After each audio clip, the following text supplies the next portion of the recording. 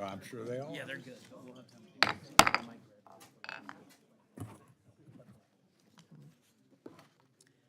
Our first order of business today is the Transportation, Housing, and Urban Development and related agencies appropriations bills for the fiscal year 2024. I will now recognize Chairman Cole to present the bill. Thank you, Chairman Granger. The bill before the subcommittee responsibly funds our most critical transportation and housing needs, which will have a positive impact in every congressional district. At the same time, the bill meets the challenge before us to reduce spending and get our debt under control. The bill reduces spending 25% below fiscal year 2023 levels with a CBO score of $65 billion. We achieved these savings through a rescission of IRS funds and by reducing billions in excessive spending. We have cut or eliminated 19 grants programs at DOT and HUD, totaling over $8 billion in savings compared to the enacted level. The total program level in this bill is $90 billion. We've carefully allocated resources to the most critical missions at DOT and HUD. We prioritize transportation safeties, our railways, roads, and airways, and we ensure a responsible safety net with housing support for our most vulnerable citizens, especially the elderly, the disabled, veterans, and the working poor. And I'll take just a minute to highlight the investments in the bill before you today. Transportation. Transportation safety is our highest priority for DOT. I'm proud that we provide resources for the Federal Aviation Administration to right-size the air traffic controller workforce with funding to train 1,800 new controllers, to backfill the retiring workforce and deploy air traffic controllers to understaffed facilities. We also provide full funding for the most critical air traffic control modernization programs. We all feel the impact of a strained air traffic control system.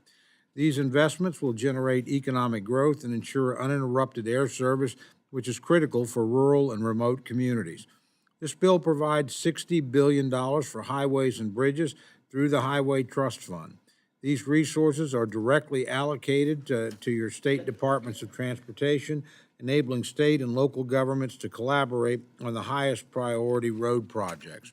The bill prioritizes safety programs at DOT to ensure that our roads and railways are safe for freight haulers and the traveling public.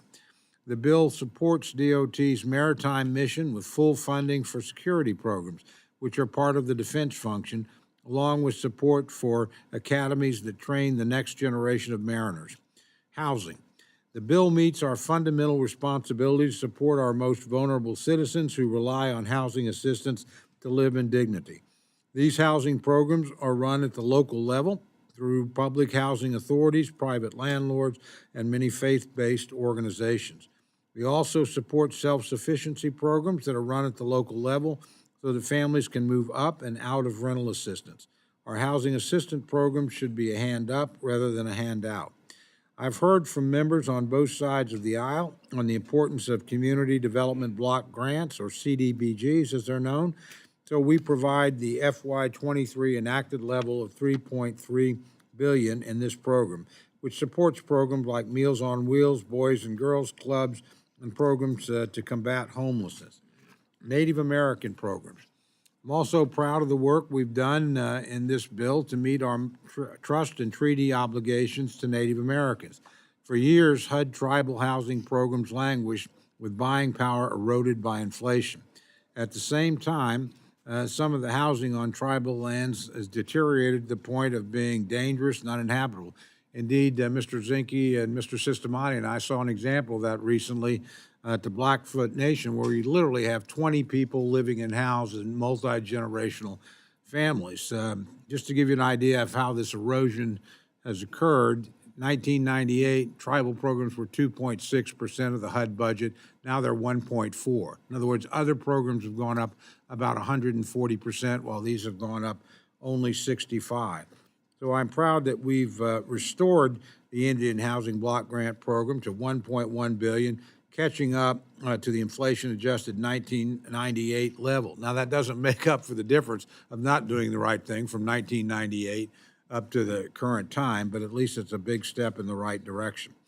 We also provide an additional $150 million for tribal transportation program, combined with the $835 million available through the Highway Trust Fund and advanced appropriations in the recent infrastructure law. The bill provides a total of $985 million to make real progress in improving the safety and reliability of roads and bridges on tribal lands. As we heard during some of our testimonies, about 150,000 miles of road on tribal land in Indian country. 3/4 of that is unpaved. And for those of you that have never driven across it, just ask Mr. Simpson what it's like. Spend 6 hours on a bus, and I think it was Rosebud. Yeah, it's interesting. In terms of policy, the bill scales back the Biden administration's regulatory overreach, ensuring that the programs in this bill serve the taxpayer rather than the bureaucracy. For example, we prohibit funds to implement the affirmatively furthering fair housing rule at HUD. This does nothing to impair HUD's enforcement of the Fair Housing Act, but cuts red tape for local public housing authorities who should be focused on providing safe and sanitary conditions in the housing units that they manage. The bill prohibits agencies from buying drones subsidized by the Chinese government, a critically important issue as we work to safeguard our national security and create a fair playing field for American drone manufacturers. And the bill prohibits the DOT from imposing new carbon emission reduction targets for the highway projects. This would be particularly burdensome on small and rural states. I'm proud of these and other policy provisions we've included in this bill. Conclusion, I want to thank all members of the committee for your contributions to the bill. Where possible, we've accommodated your request. I think this bill is a positive reflection of the thoughtful approach of our committee membership. Finally, I want to thank my good friend, Ranking Member Quigley, for his partnership and thoughtful engagement as we developed the bill. Obviously, we don't always agree, but he's always agreeable and always constructive, and it's been a pleasure to work with him. Thank you, Madam Chair, for your support and your leadership.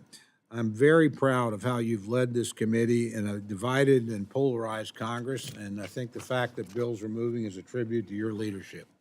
And I thank Ranking Member DeLauro for your leadership.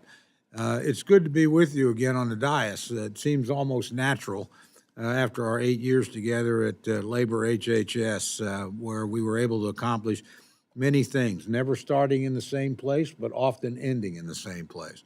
And finally, like every member here, I want to thank the staff on both sides of the aisle. Every member knows how dependent we are on staff, how critical they are. You know, every committee's proud of its staff. We all know we have the best committee staff. So I couldn't be more pleased. Just don't tell my staff on rules that I said that. We may have some disagreements across the aisle at this point in the process, but I know we'll continue to work together to meet our charge of responsibility, to fund the government that is responsive and accountable to the American people. And I've been around here long enough to know this. These things tend to start out in one place. They always end up someplace else. And the reason is, at the end, they always have to become bipartisan. There's no other way for the bill to pass across the floor of the House. There's certainly no way for it to pass across the Senate. We're in a divided Congress, so I would expect a good bit of give and take, which obviously begins here today. So I urge the adoption of this legislation, and I yield back my time, Madam Chair. Thank you, Mr. Cole. Now recognize Mr. Quigley for remarks on the bill. Thank you, Madam Chairwoman. I want to echo the thoughts of statement of Mr. Chairman Cole on the staff's work on this bill on both sides. We appreciate it very, very much. It's a difficult time, and we move forward together. And I appreciate working with Chairman Cole very much and his leadership on this committee. And, you know, I think I know where he's heading when he's talking about bills changing and evolving through time.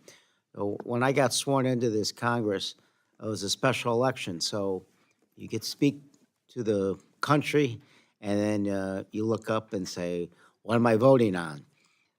You sort of learn on the fly. But the first person to give me advice about this place was Mark Kirk, former Republican colleague of ours before he went over to the Senate. And he said, everything that gets done here that's any good gets done in the middle. So I'd like to think that first bit of advice is what we're all going to take as we eventually move these bills together, because they will be better if they move toward the middle. But again, I want to thank the chairman for his work, because this subcommittee has the ability to impact the day-to-day lives of every person in this country, whether it's working to improve morning commutes to work and school, making it safe to walk, bike, or train, or fighting against the emissions that come along with moving people and goods from one place to another. Transportation moves this country. This subcommittee also gives Americans the opportunity to have a safe and stable place to call home, live close to reliable transportation, and have income left over after paying their rent or mortgage. Simply put, helping build communities where people can live safely in a place that they feel proud to call home each day is what this subcommittee should strive for. Yet this bill falls short of that goal. Instead, it is a reflection of an undercut allocation. Throughout America, we are seeing outdated infrastructure continue to impact the safety of our transportation workers and communities. Americans also experience constant congestion on our roads, delays at our airports, and bottlenecks at train stations.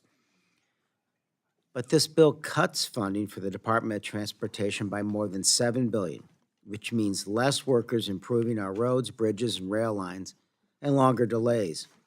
The American Society of Civil Engineers grades America's infrastructure overall as a C-, with 43% of our public roadways in poor or mediocre condition. And this is an improvement. It took us 20 years to get out of the D range. We cannot honestly believe that either grade is satisfactory when it comes to safety. In fact, in order to bring our transportation into a state of good repair, it is estimated that we need to invest $2.59 trillion over 10 years. Unfortunately, this bill would cut Amtrak's budget by 64%, stalling or suspending service from Florida to New York, Texas to California, and in my own district from Chicago to Arkansas, Montana, and all the way to the Pacific Northwest. Rail grant programs specifically created to improve safety on our railroads are also cut. At this time, where derailments have happened in places like Ohio, Montana, Minnesota, and our own backyards, we simply can't afford to cut programs that improve our safety by 50%. The bill goes even further to leave transit agencies on a lifeline as they work to come up with creative solutions to pay their workers who manage the buses, trains, and streetcars that we all see through our districts. We are talking tens of thousands of jobs of skilled labor at risk. A cut of 82% to transit capital investment grants cripples the ability of working Americans, many of whom are essential workers, to ride on safe, reliable, and affordable transportation to get to their jobs. While the bipartisan infrastructure law provides for historic investments in transportation, it is not without limitation. The backlog of capital improvements for our airport runways and terminals, subways, and railways cannot be transformed without these resources, with these resources alone. The law was never intended to replace the necessary investments we provide through this bill. Instead, we will be asking governors and mayors to make impossible decisions on how to prioritize labor and local resources as state and local budgets are still recovering from the effects of COVID, against the laundry list of must-do projects that span transportation modes and increase safety. Meanwhile, more than 580,000 people are experiencing homeless, and millions of families scrape to pay rent as incomes struggle to keep pace with rising housing costs.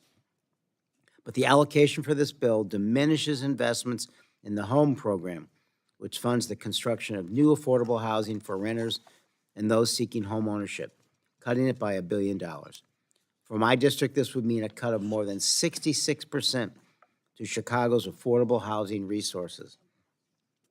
The bill goes even further to pull back another $500 million intended to make housing safer for low-income children and families. Mold, carbon monoxide, lead, and radon exposures should not go unchecked. Illinois has one of the highest percentages of housing units with lead exposure risk, which can have lifelong development impacts to children if exposed. The cuts in this bill would be devastating for our young families dealing with lead exposure, with trickling effects on our local health and education systems. We should be investing in programs that put people to work to build more affordable housing, repair and make more accessible aging housing, and creating healthy environments that help communities thrive. Compounding these concerns are several controversial policy riders that unnecessarily attack high-speed rail, roll back transit safety, and call into question civil rights protections for most Americans. Simply put, this bill does not represent what our constituents have called us to do, which is to maintain and upgrade our nation's transportation and housing infrastructure and protect jobs.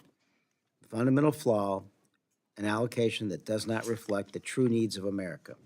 As such, Mr. Chairman, I respectfully cannot support this bill. Thank you, and I yield back. Mr. Quigley, I now recognize myself for remarks on the bill. First, I want to thank Chairman Cole for his work on the Transportation, Housing, and Urban Development Bill. This bill is another example of the real progress we're making to reduce overall spending while funding our highest priorities. The bill before us today focuses on spending on programs that support affordable housing and safe, effective transportation systems. Instead of giving the administration more grant funding to spend, this bill gets us back to funding core missions. This bill responsibly funds critical transportation infrastructure to ensure our roads, railways, and air traffic control systems are safe and reliable. The housing programs in this bill provide support for working families, the elderly, the disabled, and our veterans. I want to close by thanking the members and staff of both sides of the aisle for their hard work. This is a very good bill, and I look forward to supporting it. I now recognize Ranking Member DeLauro for her opening remarks. Thank you, Madam Chair, and thank you, Chairman Cole and Ranking Member Quigley, for all the efforts and work on this important bill. I would also like to thank the majority and minority staff, particularly Christina Monroe, Nora Fay, and Jackie Kilroy, for all of their hard work. For business travel, commuting, leisure, and everything in between, life in America requires safe and efficient ways of connecting Americans. Americans deserve the fastest, the safest, most advanced systems in the world across all forms of transportation. Yet, we have seen our transportation systems fail to meet the needs of the American people. Between air traffic control interruptions, catastrophic train derailments, highways collapsing, and record pedestrian fatalities, we should be increasing investments to keep people safe, not retreating from our transportation future. Furthermore, the biggest issue touching every community is the lack of affordable housing. There is a shortage of 7.3 million affordable homes available nationwide. Ensuring affordable and adequate housing is available in the places Americans live and work, ensuring there are roofs over their heads and their children and families. That should be not controversial. Yet this bill fails to meet the housing needs of a growing and an aging population. The majority's bill includes more of the same rescissions and budget gimmicks we have already seen. This includes pulling back over $500 million for health hazard remediations in low-income housing, and weakening the enforcement of the Internal Revenue Service to benefit the wealthiest Americans. The $25 billion cut from the IRS's Inflation Reduction Act funding would result in a $51 billion tax break, according to the Congressional Budget Office. So while billionaires would not have to pay the taxes they owe, hardworking American families will have a harder time commuting and keeping a roof over their head. The majority's cut of $7.2 billion for the Department of Transportation will make everything from commuting to shipping goods slower. more difficult, and more expensive for Americans. This bill guts rail investments, including a 64% reduction for Amtrak, resulting in service eliminations, delays to station improvements, and furloughs to its workforce. The brunt of this cut is borne by the Northeast Corridor, from $1.3 billion to $99 million, or a 92% cut.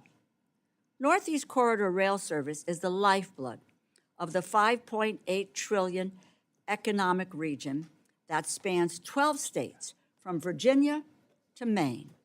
Business travelers and commuters, myself included, rely on this service every day to make our economy grow, and thousands across the region are employed directly and indirectly by rail service and the commerce that it drives. We are not just talking about how people get to and from New York City or how we get to Washington, D.C. There are 7 million jobs within a 5-mile radius of the Northeast Corridor station.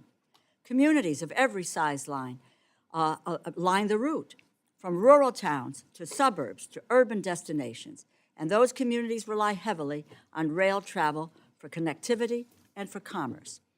This includes communities like Aberdeen, Maryland, and Roanoke and Lynchburg, Virginia, that have stops on the Northeast Corridor, and communities like Staunton and Clifton Forge, Virginia, and Connellsville, Greensburg, and Latrobe, Pennsylvania, which are connected to the Northeast Corridor by intercity routes that would also see drastic cuts.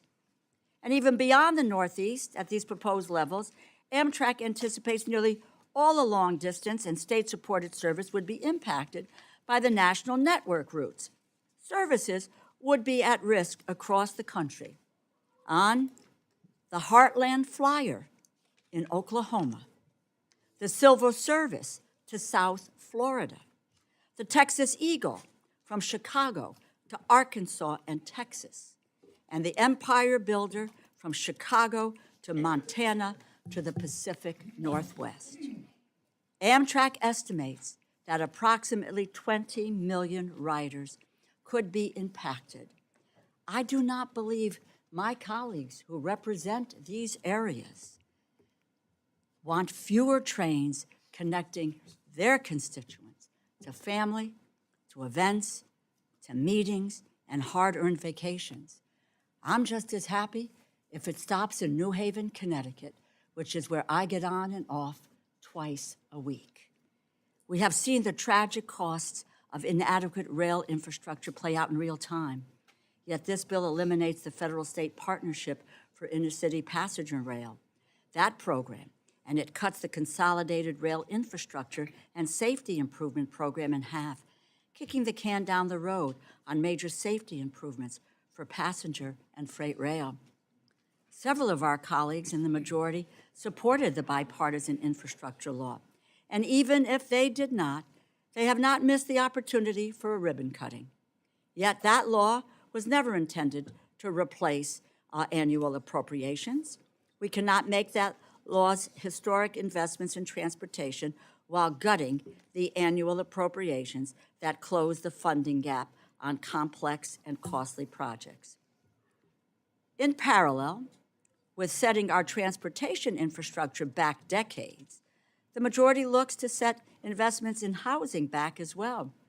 This bill fails to do enough to expand housing for seniors, for veterans, for people with disabilities, and working families, and it fails to improve the safety of those in low-income housing.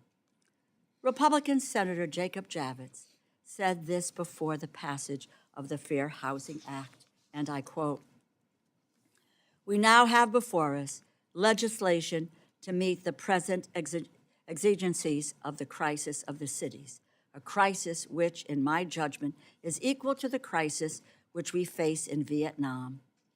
Much too little attention has been focused upon this particular measure dealing with discrimination in housing, and much too little attention given to its importance in the minds of those who feel that, for a century, they have been a depressed and discriminated against element of the American community.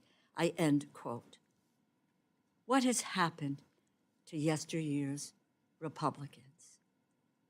The majority's abandonment of seniors, of veterans, of people with disabilities, and families in need is as astonishing as it is dreadful. Gutting the home program, the sole federal program dedicated to affordable housing construction, by 67% will only further squeeze the housing supply.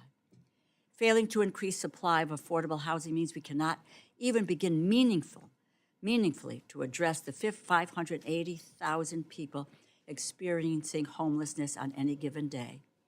And the bill puts children and families at risk by rescinding $564 million for health hazard remediations in low-income housing, including lead-based paint hazards, jeopardizing the safety of our most vulnerable populations.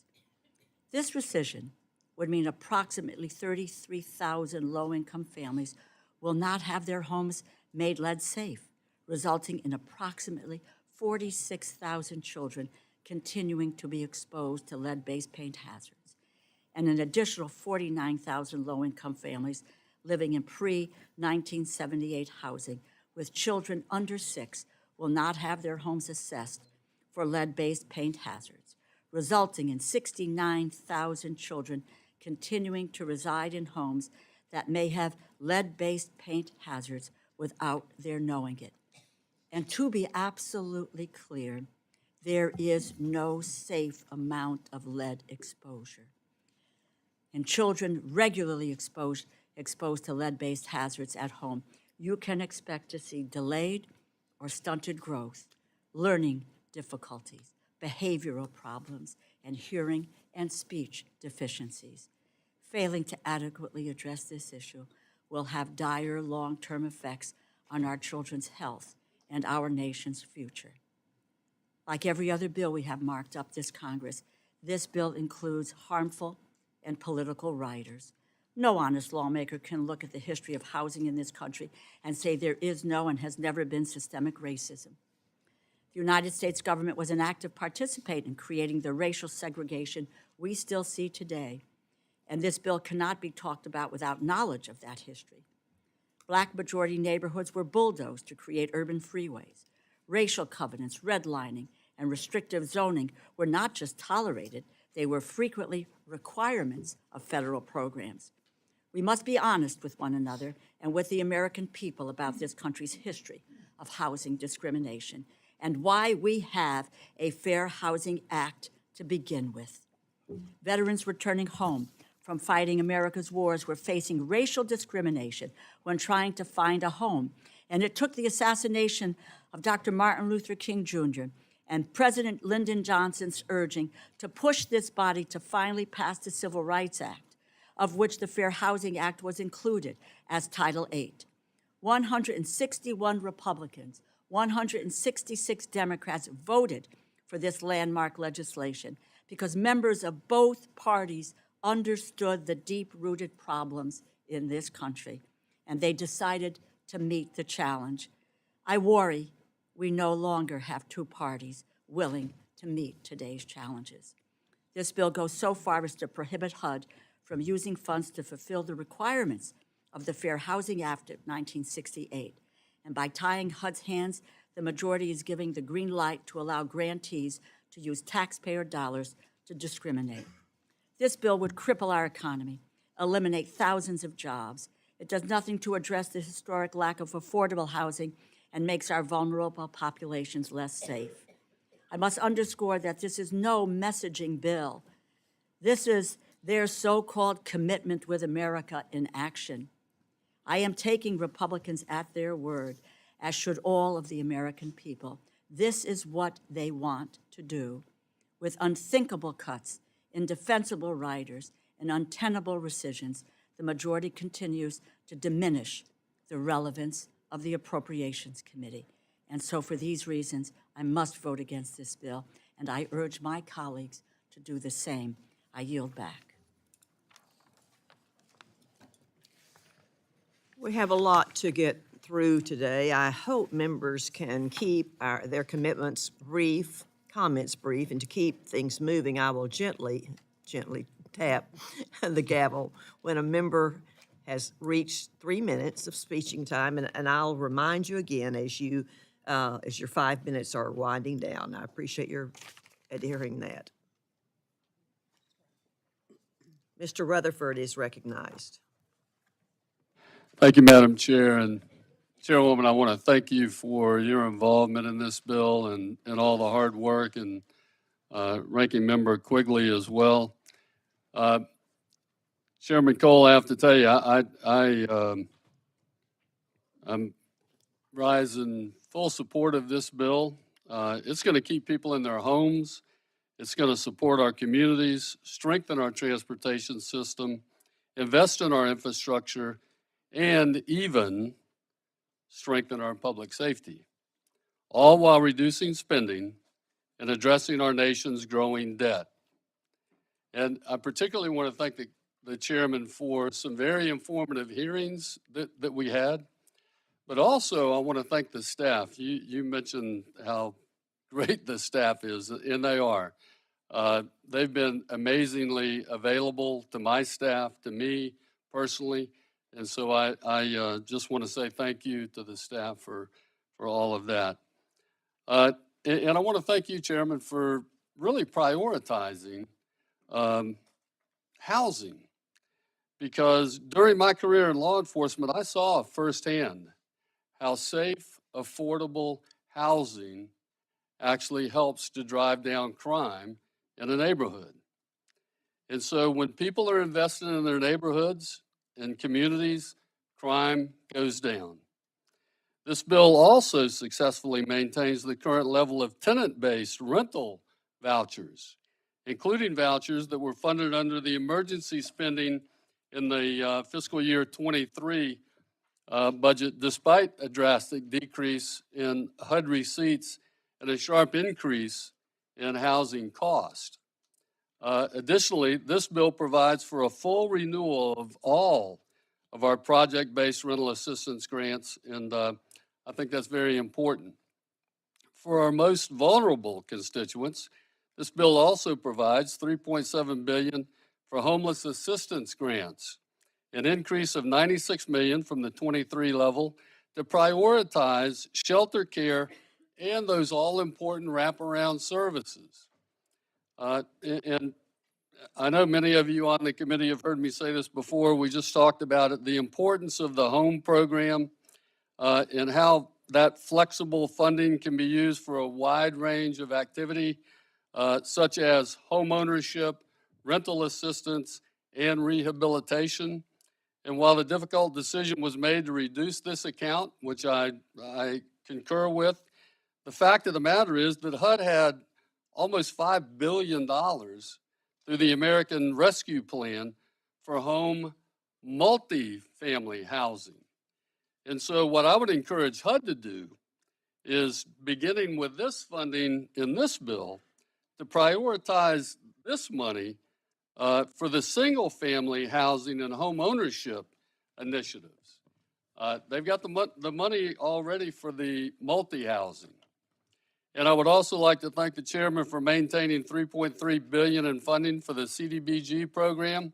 I think we all agree nobody knows better where to spend their federal investment dollars than those folks back home, not bureaucrats up here in DC. And finally, I again want to say thank you to the staff and the chairman for his work to balance smart investments in our transportation infrastructure with strong oversight of the infrastructure spending already made by the IIJA, the Infrastructure Investment and Jobs Act. By prioritizing infrastructure investments that improve safety and stability and grow our economy, we are showing how Congress can be a good steward of tax dollars. So thank you all very much. Thank you mostly for the housing. God bless. I yield back. Ms. Capter is recognized. Thank you, Madam Chair, and Ranking Member Cole and Quigley. Thank you for trying to get us to the middle. I can't support the bill as is, but I hope that we can get additional progress. I ran for Congress to make progress. And I sort of feel today like I'm going down the Snake River in Idaho on whitewater rafting, and we got 8 people in the boat, and we got about 6 of them that are rowing correctly because we're about to go down a big shoal. But there's 2 guys in the back, and they're rowing backwards. And when the boat raft flips over, one of the guys gets thrown out of the boat, and maybe he learned his lesson. I don't know. But the fact is, the bill that we're looking at today doesn't create American progress. It actually moves us backwards because nothing is more important than housing and transportation investment to keep our jobs growing, to keep the economy growing, to be able to pay down our debts because we have a fully employed workforce, and robust investment. So we got some people who are backpedaling today, and I'm hoping that they can see the sunlight very soon. If we look at the $7.16 billion in Department of Transportation reductions that are in this bill, that backpedals. That doesn't move America forward. Come to my state, come to my region, see the mess in terms of transportation. Could hardly get back here yesterday because of all the jam-ups in the airports all over the country. Simply old technology in a new era. In terms of railroads, the Consolidated Rail Infrastructure and Safety Program is cut in half. Come to Ohio, come with me to Sandusky and East Palestine, Ohio. We got to get passenger rail off freight rail to be a modern country. China is eating our lunch, and we're not investing where we need to. In terms of housing, we have close to 600,000 people homeless across this country, the majority of which are mentally ill, and yet the Affordable Housing Construction Program is cut by a whopping 67%. Are you kidding me? This doesn't make any sense. So if we invest well, we create economic growth. Economic growth creates wages, it creates earnings, we can pay down our debt. I don't need backpedalers in the raft today. I want people who are pulling in the same direction and investing, including these resources, to move America forward. So thank you very much for letting me place these remarks on the record, and I look forward to a compromise that more fully represents American progress. Thank you, and I yield back. Mr. Zinke is recognized. And I'll make sure that my remarks are brief. One is that I wanted to thank everyone for the hard work of this bill, the chairman and Doug for visiting Montana and seeing it firsthand. You know, we forget when we're in Washington, D.C., we don't learn a lot here. When we go to do it our districts, that's where we actually learn the information. So thank you for that time. Secondly, I just want to point out this bill does provide some overdue infrastructure to include the funding of an at-risk youth center. And it really is not funding, it's keeping a promise. A promise was made to the Blackfeet Nation. I think as a nation, we should keep those promises, and we did it in this bill, and thank you. Secondly, little projects across that don't get a lot of attention. No one would ever think about a 100-year-old bridge in Dillon, Montana, but we did, and thank you for that because it's needed. And lastly, as we go through this bill, there's a lot of good things, and it is hard work. And we do have to look at our budget. We have to look at accountability. We have to make sure we're doing the right thing for our constituents and the nation. And I think this bill, with the chairman's leadership, did exactly that. And I urge my colleagues to support it. Thank you. I yield back. Mr. Cuellar is recognized.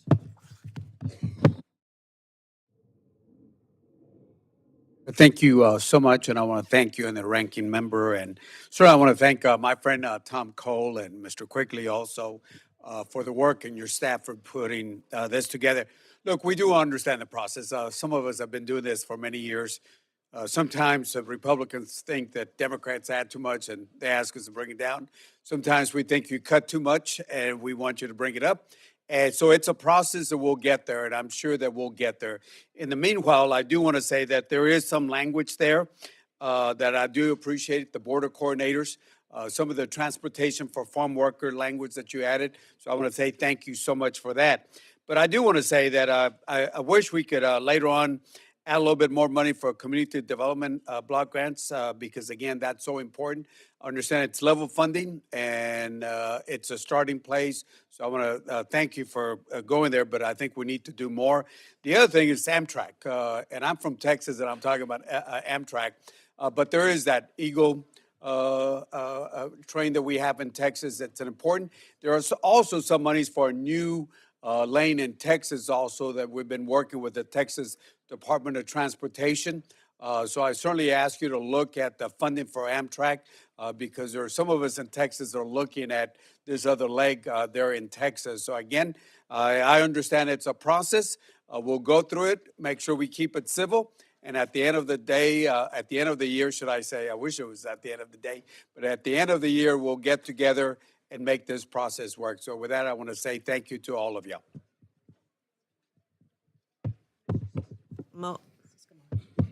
Every time. Siscomani. I'm so sorry that I can't.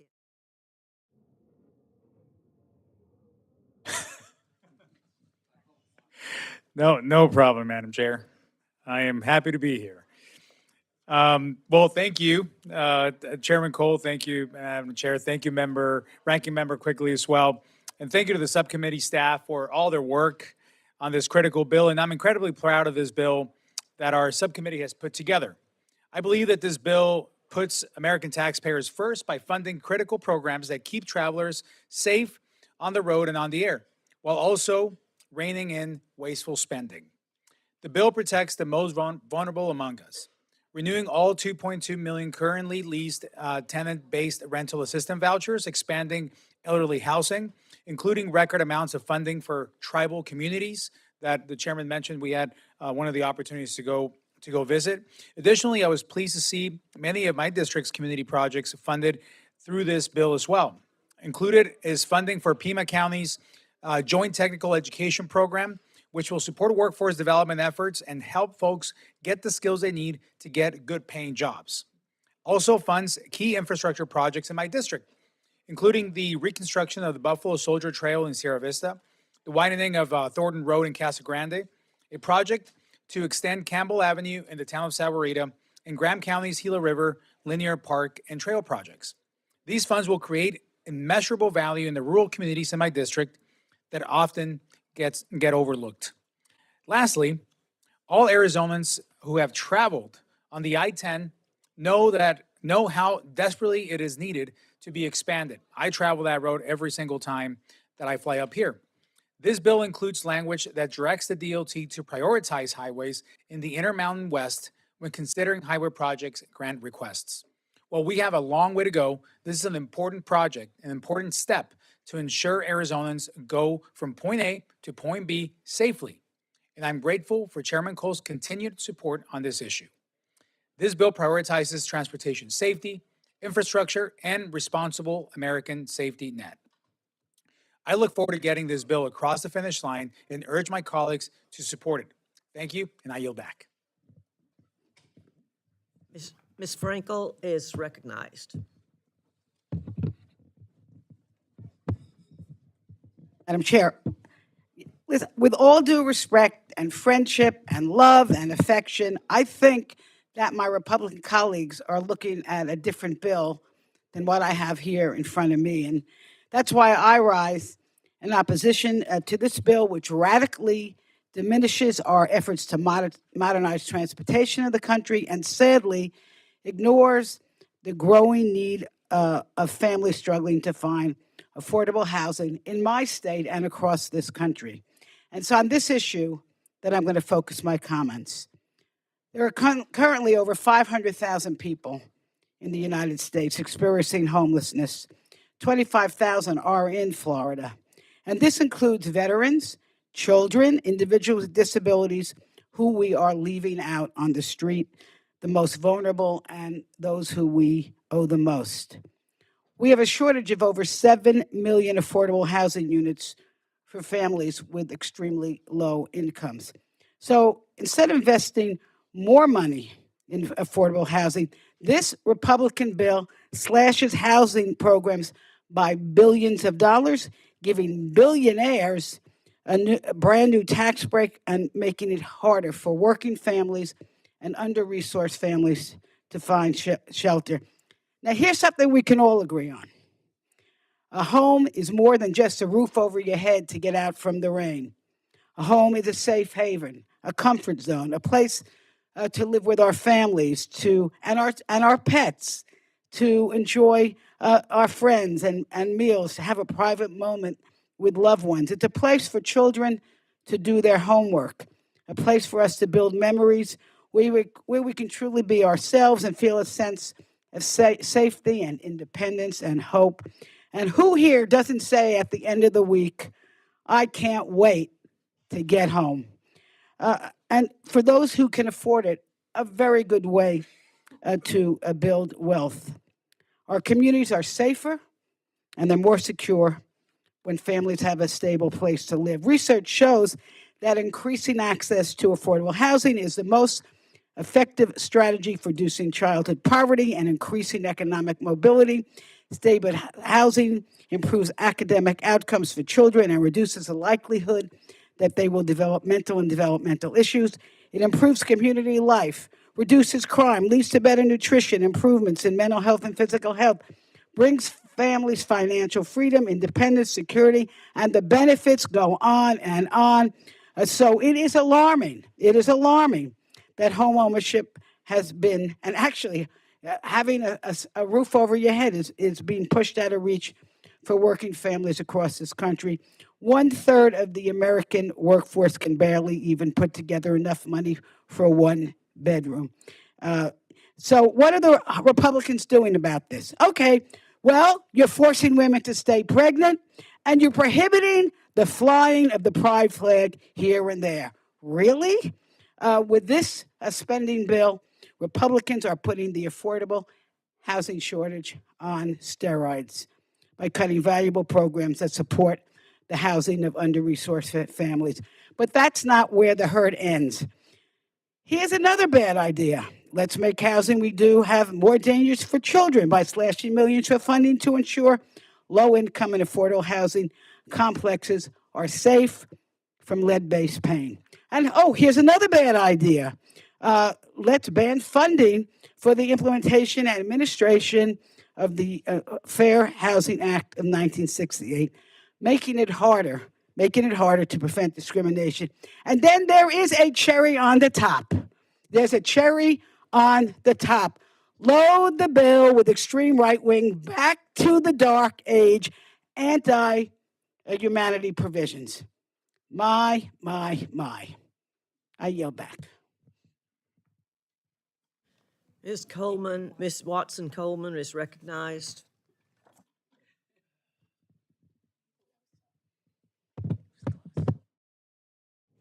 Thank you, Madam Chair. I rise in opposition to this bill, which drastically cuts funding to important transportation and housing projects. This bill zeroes out the RAISE and mega grant programs, which are intended to support projects of all sizes that improve freight, highways, rail, and port infrastructure, advance public-private partnerships, and improve the longevity and sustainability of our transportation networks. This bill eliminates much of the funding for programs under the historic bipartisan infrastructure law, including reconnecting communities pilot program and safe streets and roads for all. It nearly eliminates transit capital investment grants with an 82% cut from 2023 crippling project areas like the tri-state area of New Jersey, New York, and Connecticut, Raleigh, Houston, Denver, and Los Angeles. This bill cuts 64% from the funding of Amtrak, with the majority of those cuts coming from the Northeast Corridor. The Northeast Corridor is gutted by 92%, going from $1.3 billion last year to $99 million. The Northeast Corridor serves approximately 2,200 Amtrak commuter and freight trains each day, making it one of the busiest transportation corridors in the world. It carries 260 million annual passenger trips and contributes $50 billion to the U.S. GDP each year. This cut is a slap in the face to the millions of Americans who rely on the corridor for its transportation and economic benefits. Our nation's rail system gets even further in this bill with the elimination of the federal-state partnership for intercity passenger rail programs and cuts the Consolidated Rail Infrastructure and Safety Improvement Program in half, kicking the can down the road on major safety improvements for passengers and freight rail at a time when investments should be prioritized for strengthening our rail network and the safety of our rail workers. In housing policy, this bill cuts the home program, the largest federal block grant to state and local governments designed exclusively to create affordable housing for low-income households, from $1.5 billion in 2023 to $500 million. In my district, Republicans are stripping $663,000 away from Trenton, making it harder for the people to keep a roof over their heads. This bill eliminates the Yes in My Backyard program, which was newly funded in FY23 at $85 million to support land use reform to expand affordable housing and transit-oriented development. The bill pulls back $564 million in funding for health and hazard remediations and low-income housing. This includes a $65 million cut to lead hazard reduction program. These numbers would mean 33,000 homes of low-income families will not have their homes made lead safe, resulting in approximately 46,000 children continuing to be exposed to lead-based pain hazards. The bill eliminates the Neighborhood and Housing Revitalization Program, Choice Neighborhoods Initiative, which helps communities redevelop distressed housing and attract economic development.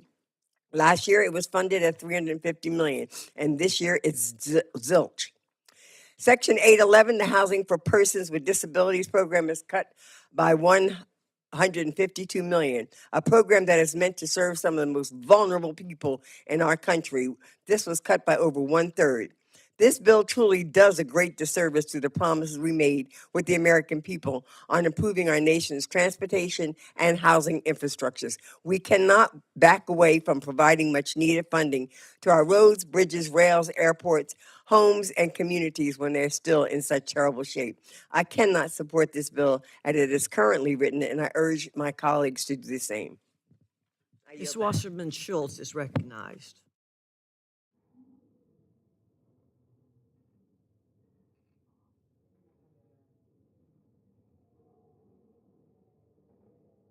As in opposition to this legislation as well, and ask one more time why Republicans are passing a bill that saddles families with higher costs and asks our children, parents, teachers, and travelers to make all the sacrifices. This bill ensures more lead pipes will stay in low-income homes and guarantees commute times will remain longer in communities across America. As the ranking member of the Milcon VA Appropriations Subcommittee, I also feel compelled to highlight that this bill would undermine the housing benefits that our veterans rely upon. The 2024 funding bill includes a new harmful rider that prohibits HUD from using funds to implement, administer, or enforce the proposed affirmatively furthering fair housing rule. Weakened fair housing enforcement puts our most vulnerable constituents at risk. In 2021, 54% of fair housing complaints filed were cases of discrimination based on disability.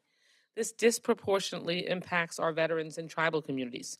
30% of veterans have a disability, and 30% of American Indian, Alaskan Native adults have a disability. And while veterans themselves are not a protected class under the Fair Housing Act, they are particularly vulnerable to housing discrimination based on disability and age. Instead of undermining the fair housing law through the restrictions proposed in this bill, we should be pursuing every possible means of ensuring our veterans aren't falling prey to loopholes and lack of enforcement. This legislation will make it harder to improve the quality of life of our nation's veterans, not easier. I also fail to understand why the disproportionate impact, the disproportionate distribution in community funding projects continues. The drastic cuts to the projects proposed by Democrats, and I get that to the winner goes the spoils, but that is not how we treated Republicans when we were in the majority and earmarks began again. We did that based on the proportion of earmarks requested, and what the majority is doing is barely allowing the Democrats who've proposed community project funding, Mr. Chairman, to improve the quality in our communities, it cuts the legs out from our ability to do that. And maybe that's intentional, but it's certainly not fair. And it further undermines the ability of this committee to continue the tradition that we have always had, and I have talked about and others have, that it used to be that there were Democrats, Republicans, and appropriators in this institution. And today we just are continuing to spiral downward with more and more partisan rancor. Thank you. I yield back the balance of my time.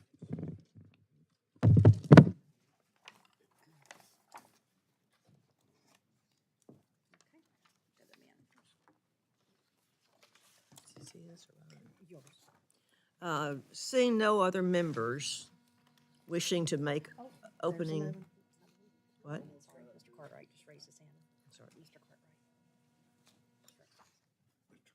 Cartwright. Mr. Cartwright? Thank you, Madam Chair. I rise just to lodge my objection to the elimination of community project funding proposals. There are three of them that are eliminated, apparently only because they refer to LGBT centers in this bill. There's no reason to eliminate them other than rank prejudice, discrimination, and backwardness. Come on, we're past this, folks. There are gay people in the world. And three of these projects are just eliminated because they refer to LGBT community centers. Two of them are in Pennsylvania. So I'd like to lodge my objection, Madam Chair. Thank you. Yield back. Seeing no other members wishing to make opening remarks, I would like to recognize Chairman Cole to offer a manager's amendment. Thank you, Madam Chair. Madam Chair, I have an amendment at the desk, and I ask for its unanimous consent that my amendment be considered as read. Without objection, the reading of the amendment is dispensed with. Chairman Cole is recognized. Thank you again, Madam Chair. The bipartisan manager's amendment includes bill and report changes to the underlying bill and other technical fixes that both sides have agreed to. I want to thank Ranking Member Quigley and the other members from both parties who've worked with us on drafting this amendment. I ask that my colleagues support this amendment. I yield back the balance of my time. Mr. Quigley is recognized. Thank you, Madam Chairman. I have worked on this amendment in a bipartisan way with my friend, Mr. Cole, which accommodates requests from both sides of the aisle, and I ask my colleagues to support the amendment and yield back. I recognize Chairman Cole for 1 minute to close. I urge support of the manager's amendment and yield back. The questions on the amendment, all those in favor say aye. Aye. Those opposed say no. In the opinion of the chair, the ayes have it and the amendment is adopted.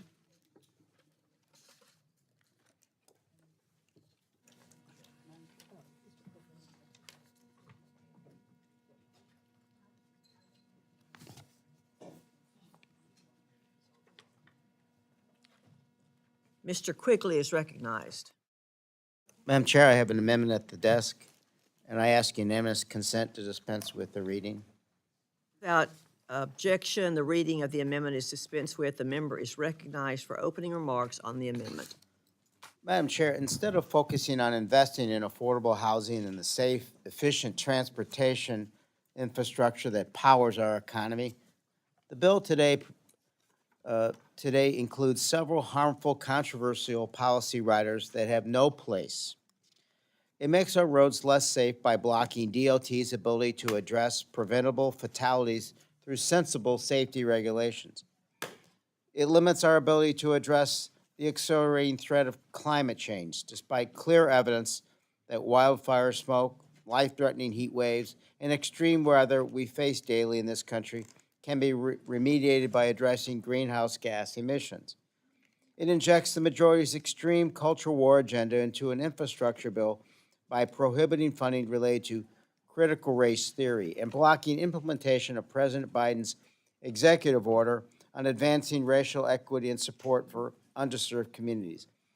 and it deprioritizes the need for low-income families recovering from major flooding by blocking enforcement of income thresholds that ensure assistance helps those who need it most. I don't know why my colleagues are so afraid of the word equity or why they should stand in the way of efforts to ensure federal funding reaches the underserved communities in their districts. This amendment would strike those harmful restrictions, controversial riders, and partisan attacks on critical programs that I hope we can agree are necessary in a THUD bill. I urge your support and yield back.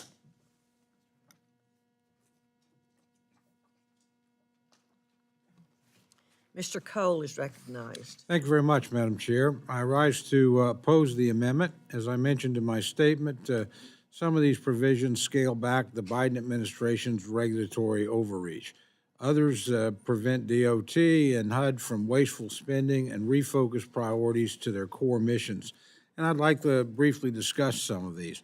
The Federal Highway Administration's greenhouse gas rule is a prime example of government overreach. Many state attorney generals and departments of transportation question whether DOT has the legal authority to impose greenhouse gas performance measures on states. The proposed rule also does not make allowances for rural communities with few transportation alternatives and relatively small highway funding allocations. This is a big problem in a lot of rural America. The Federal Motor Carrier Administration's proposed rule on speed limits for certain commercial motor vehicles is a one-size-fits-all federal mandate that creates unsafe conditions. Proposed rule has not moved forward since 2016. Creating speed differentials between passenger vehicles and commercial trucks is inherently dangerous. Past studies have indicated that differing speeds have resulted in more interactions between vehicles. On the Safe Driving Apprenticeship Pilot Program, requiring the use of inward-facing cameras was not included in the IIJA and goes against congressional intent. And the IIJA states during the probationary period, an apprentice may only drive a commercial motor vehicle that has a forward-facing video event to capture the system towards the road. In fact, there was bipartisan support for this provision. The motor carriers having to register their apprentice programs at the Department of Labor, this was an additional requirement imposed on participants by the Biden administration, and in turn, it discourages participation in the pilot program. As for the California high-speed rail projects, under no circumstances should the federal government allow this project additional federal funding. The state of California does not provide a stable, predictable revenue source to fund this project. The most recent cost estimate for the full 500-mile system from San Francisco to Los Angeles is between $88.5 and $127.9 billion, which is more expensive than the entire THUD bill. Our language on the DOT's Equity Action Plan will stop the administration from imposing unnecessary paperwork burdens on communities that apply for DOT grants. This is especially important for small and rural communities that don't have large budgets to hire consultants to help with their applications. The language in the bill regarding critical race theory ensures that the federal tax dollars cannot be spent on hours of meeting, training sessions, and other activities and focus on discriminating for and against groups of citizens based on the color of their skin or gender identity. The language on income waivers simply restores congressional intent. The 2018 Disaster Reform and Recovery Act eliminated a duplication of benefits issue for individuals who suffered from the 2016 floods. However, HUD established a new income threshold on community development block grant disaster recovery funds administratively. The interpretation went well beyond the legislative intent and excluded hundreds of individuals from receiving disaster relief assistance. Finally, the tolling prohibition stops in a number of unintended consequences that impact New York City residents. This regressive tax will hurt commuters and working-class Americans. I oppose this amendment and strongly urge my colleagues to do the same.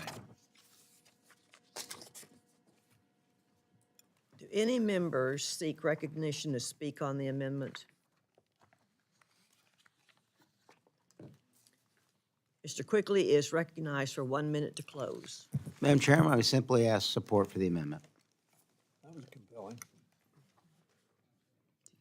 The question is now on the amendment offered by Mr. Quigley. All those in favor say aye. Aye. Those opposed say no. In the opinion of the chair, the noes have it, and the amendment is not adopted. Madam Chairwoman, I ask for a recorded vote. A recorded vote has been requested. All those in favor of a recorded vote, raise your hands.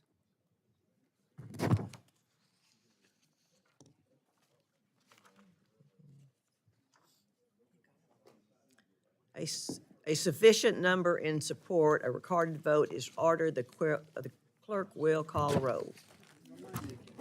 Mr. Adderholt. Mr. Adderholt, no. Mr. Aguilar.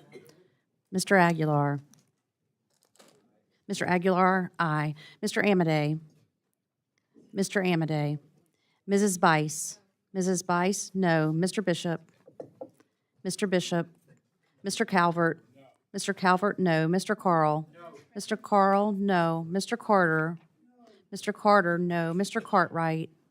Mr. Cartwright, aye. Mr. Case. Mr. Case.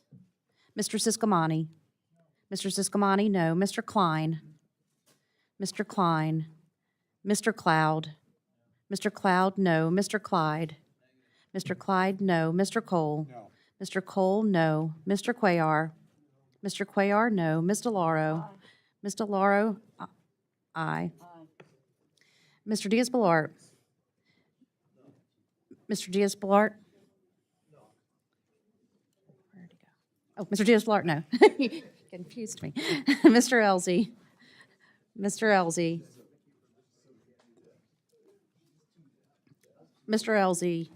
Mr. Elzey, no. Mr. Espaillat. Mr. Espaillat, aye. Mr. Fleischman. Mr. Fleischman, no. Ms. Frankel. Ms. Frankel, yes. Mr. Franklin. Mr. Franklin, no. Mr. Garcia. Mr. Garcia, no. Mr. Gonzalez. Mr. Gonzalez. Ms. Granger. No. Ms. Granger, no. Mr. Guest. Mr. Guest, no. Mr. Harder. Mr. Harder, yes. Dr. Harris. Dr. Harris. Mrs. Henson. Mrs. Henson, no. Mr. Hoyer. Mr. Hoyer, aye. Mr. Joyce. Mr. Joyce, no. Ms. Capter. Ms. Capter, yes. Mr. Kilmer. Mr. Kilmer, aye. Mr. LaTurner. Mr. LaTurner.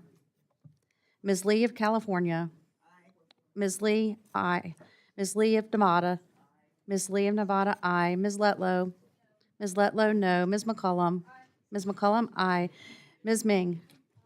Ms. Ming, aye. Mr. Molinar. Mr. Molinar, no. Mr. Morelli. Mr. Morelli, aye. Mr. Newhouse. Mr. Newhouse, no. Ms. Pingree. Ms. Pingree, aye. Mr. Pocan. Mr. Pocan, aye. Mr. Quigley.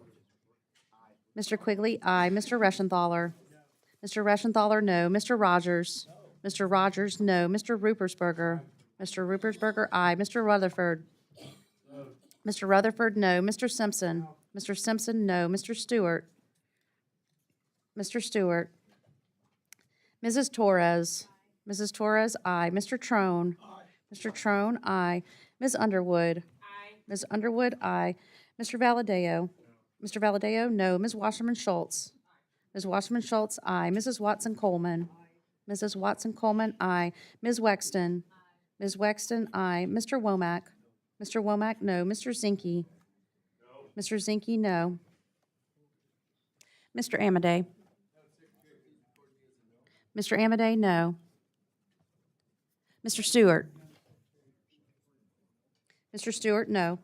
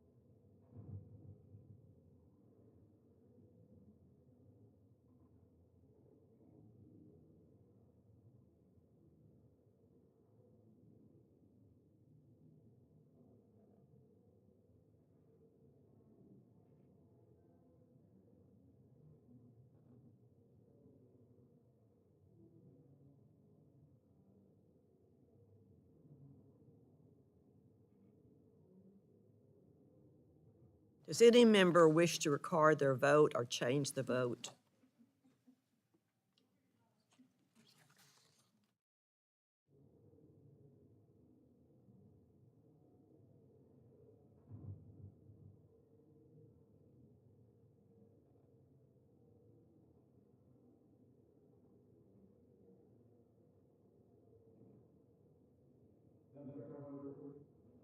Mr. Gonzalez is not recorded.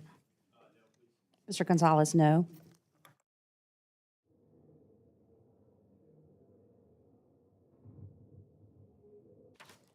The clerk will tally.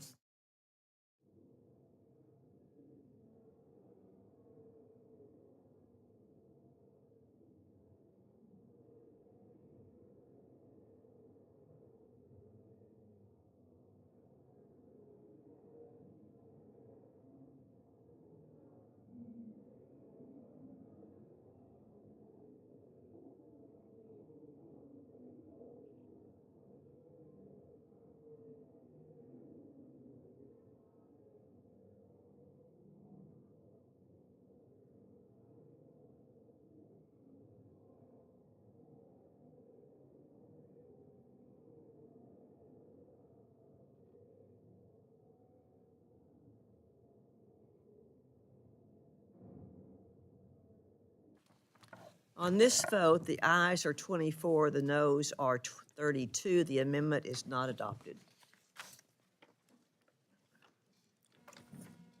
Are there any further amendments?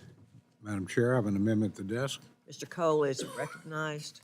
Thank you, Madam Chair. I ask unanimous consent that my amendment be considered as read. Without objection, the reading of the amendment is dispensed.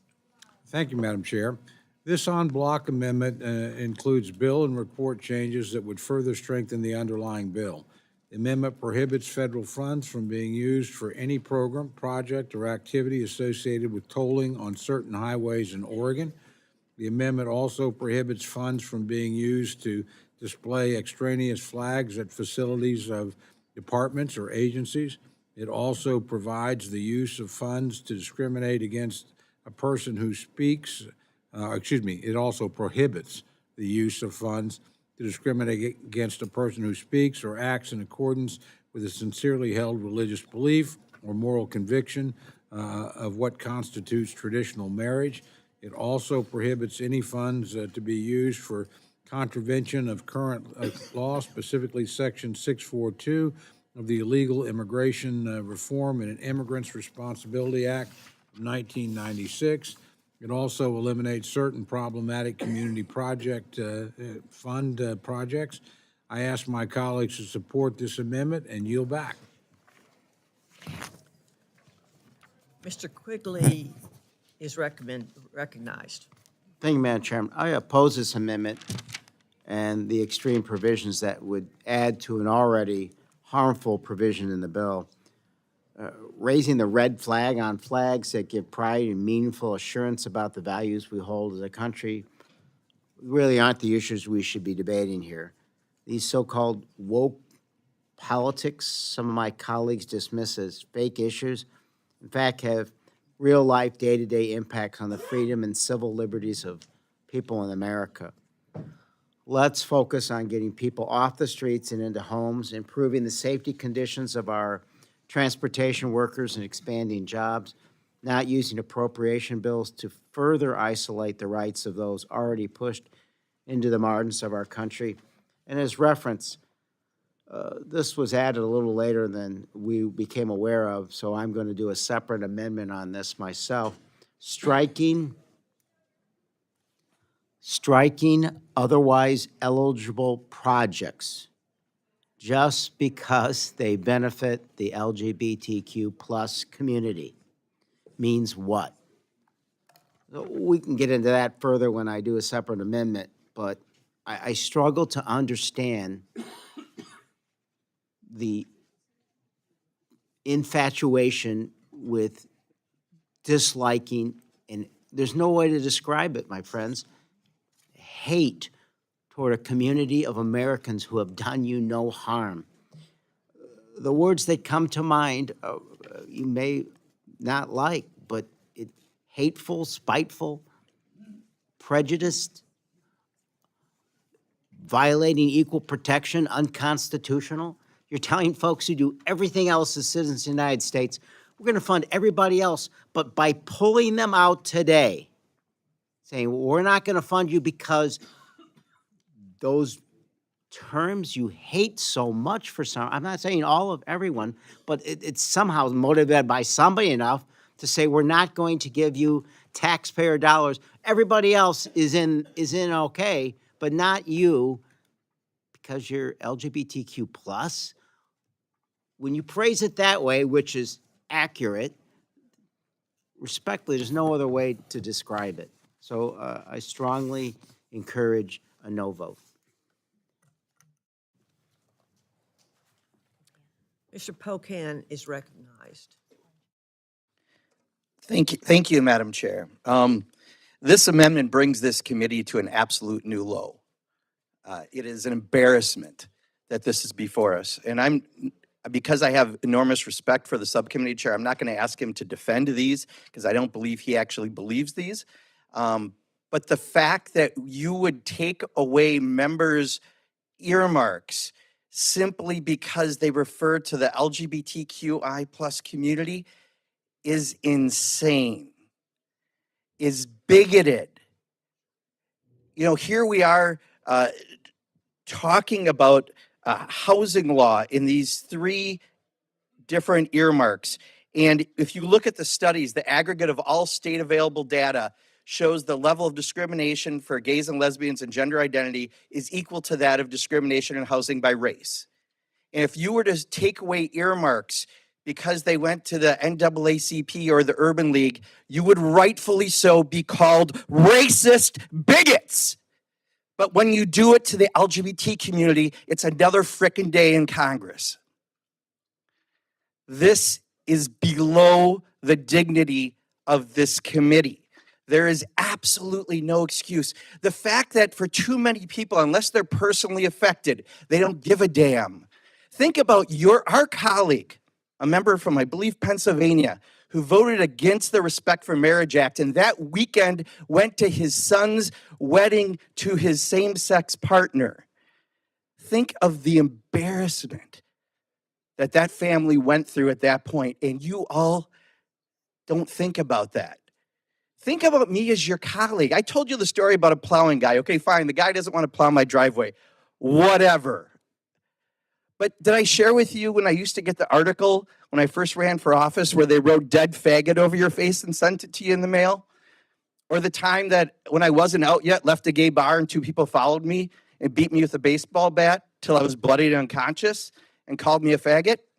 This is what you guys do by introducing amendments like this, taking away from people's earmarks is absolutely below the dignity of Congress and certainly the Appropriations Committee. They always say there are Democrats, Republicans, and appropriators, and now we have to say there are Democrats, Republicans, appropriators, and unfortunately a bigger umbrella called bigots. Because when we do this stuff, that is what happens. Look, you started on the trans stuff. I understand. The conservative movement threw some spaghetti on the wall and found that most people didn't know someone who was trans. So it was easy to attack that because there was a fear factor. And then it slid to, you don't like cloth, pride flags. All right, fine. Ridiculous, but somewhat harmless. And then you said you can't discriminate against someone who believes marriage is between a man and a woman, even though the law says differently. That's just absurd, but harmful. But this today, saying Congress is going to take away the earmarks of your colleagues, of your members who want to protect people on housing, and you put it into this amendment and you make a good person who's the subcommittee chair have to put his name on this shit. My apologies, Madam Chair, for my language. This is below where we all are. We have to have more respect and dignity for our constituents, which, trust me, you have many LGBTQI constituents. Representative Calvert should hide and not vote on this. He has Palm Springs in his district. I mean, unless he really is ready for early retirement, I don't think it's a wise idea for him to stick around and vote on this.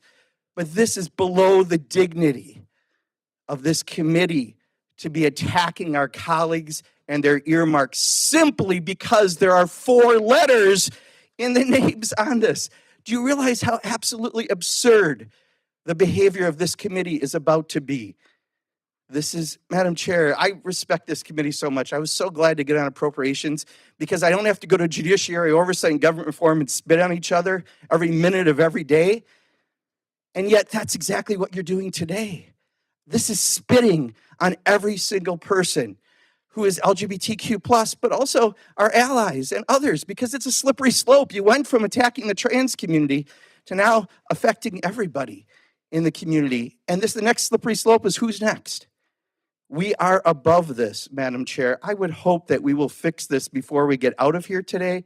If not, I'm sorry that this happened today to the Appropriations Committee, and I hope that we are not permanently damaged by this action. I yield back. Ms. DeLauro is recognized. Thank you. First, let me say thank you to Mark Pocan. Thank you for bringing a dose of reality to what we are engaged and embarked on here today. I speak as someone who was, when I ran for the position of Chair of Appropriations, I was called over and over again by Democrats and by Republicans and said, God, if you can do anything, bring back earmarks. They were useful. They were helpful. And I worked hard, very hard, to do that, particularly for the House. The Senate came on board much, much later. But we introduced these. Why? We brought back community projects, allowing members to use the power of the purse to meet the highest priority needs in their communities. Why? Because we believe that members on both sides of the aisle know their districts best. I think we can all agree to that stipulation in this room. Is there anyone here in this room who disagrees with that? No, because we all believe that we know in a granular way what's happening in our districts and what the interests are and what the needs are. And the process that I brought back was deliberately transparent because there had been so much trouble in the past about a lack of transparency and a lack of requirements and a lack of restrictions around these issues. Members' projects must be on their website, and they must demonstrate local support. They need to have actual letters or communication of some way that this is about local support for a project. And further, that they be deemed eligible under the statute, and I might add in this instance, with Republican guidance. Chairman Cole and Chairwoman Granger, you put out detailed guidance as to what projects would be eligible. And the 3 projects that are now being summarily dismissed are eligible projects. The LBG Center of Greater Reading, Pennsylvania, provides transitional services, life skills, such as financial literacy, resume building, and job skills. It's Congresswoman Houlihan, $970,000. Congresswoman Presley, homeless seniors are one of the fastest growing homeless populations. Representative Presley has secured funding to actually expand housing for 74 new units for LGBTQ seniors. Again, solving a problem that we know exists based on data, $850,000. Congressman Boyle,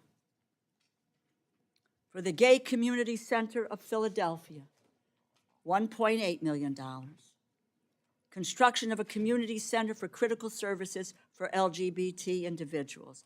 The transportation services, self-sufficiency, other services that help them to regain their independence.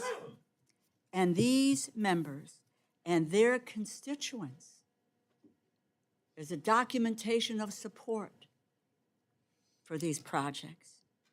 They have complied with the rules that were set out and the guidelines set out by the Republican leadership. They are only struck because they support projects for the LGBT community. That is a disgrace. In all the 2 years that I dealt, and this committee dealt with community projects, never once did we challenge any Republican project. We said, you do what you want to do, and we do what we want. And that has been destroyed today.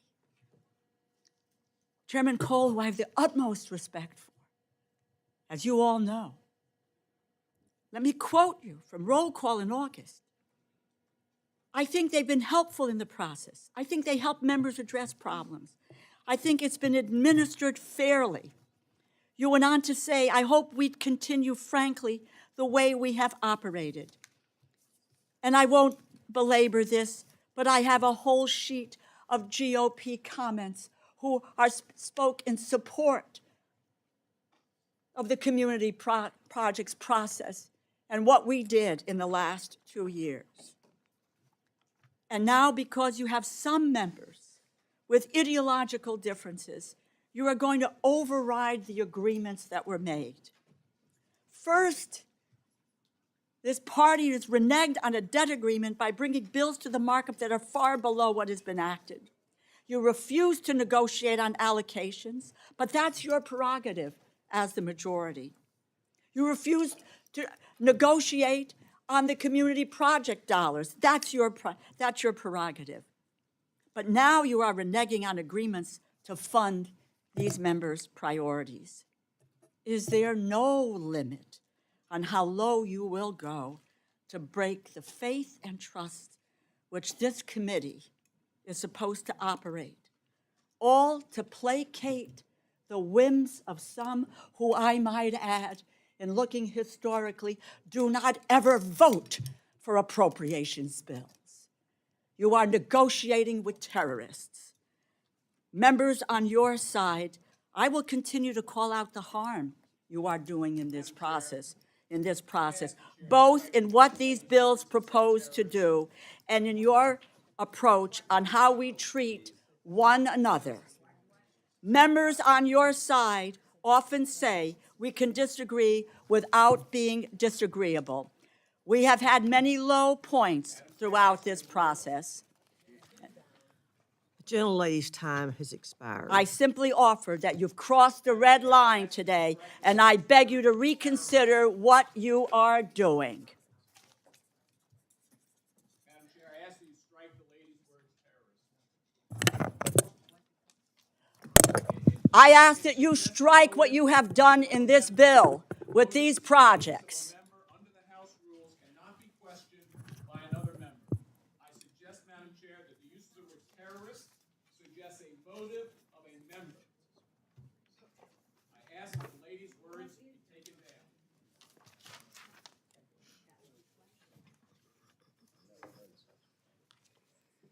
This is disgraceful what you have done here today.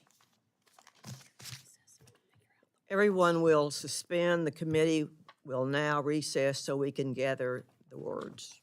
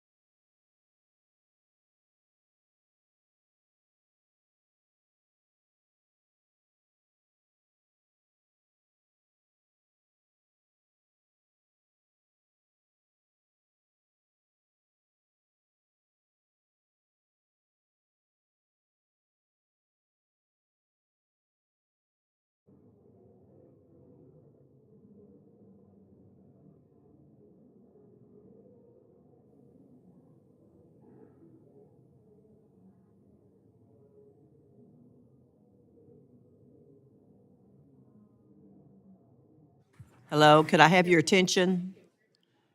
We don't have time to do anything else except vote now because they've called the votes, right? And so, or they will soon, so we're gonna vote, and then recess and come back. Mhm.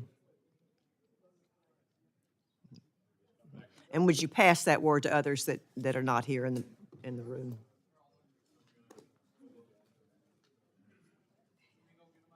Mhm.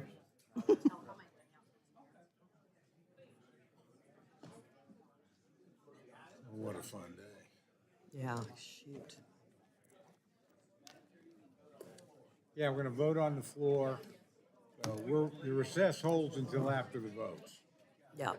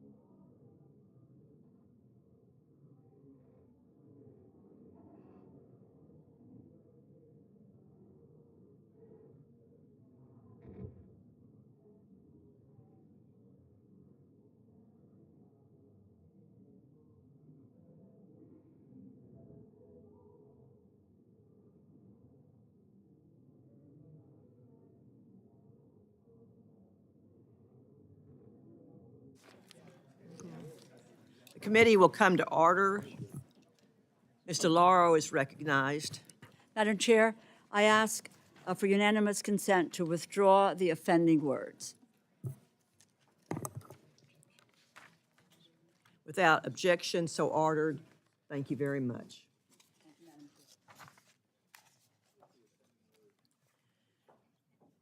Ms. McCollum is recognized.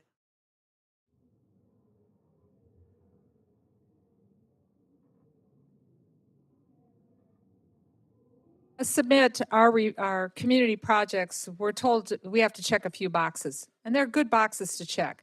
Community support, transparency on the website, statutorily qualifies, and that we have no financial gain to add. The statement I'm about to read is on behalf of Representative Christy Houlihan from Pennsylvania's 6th District, and I read from her statement. I want to thank the Appropriations Committee for allowing these remarks to be read on my behalf.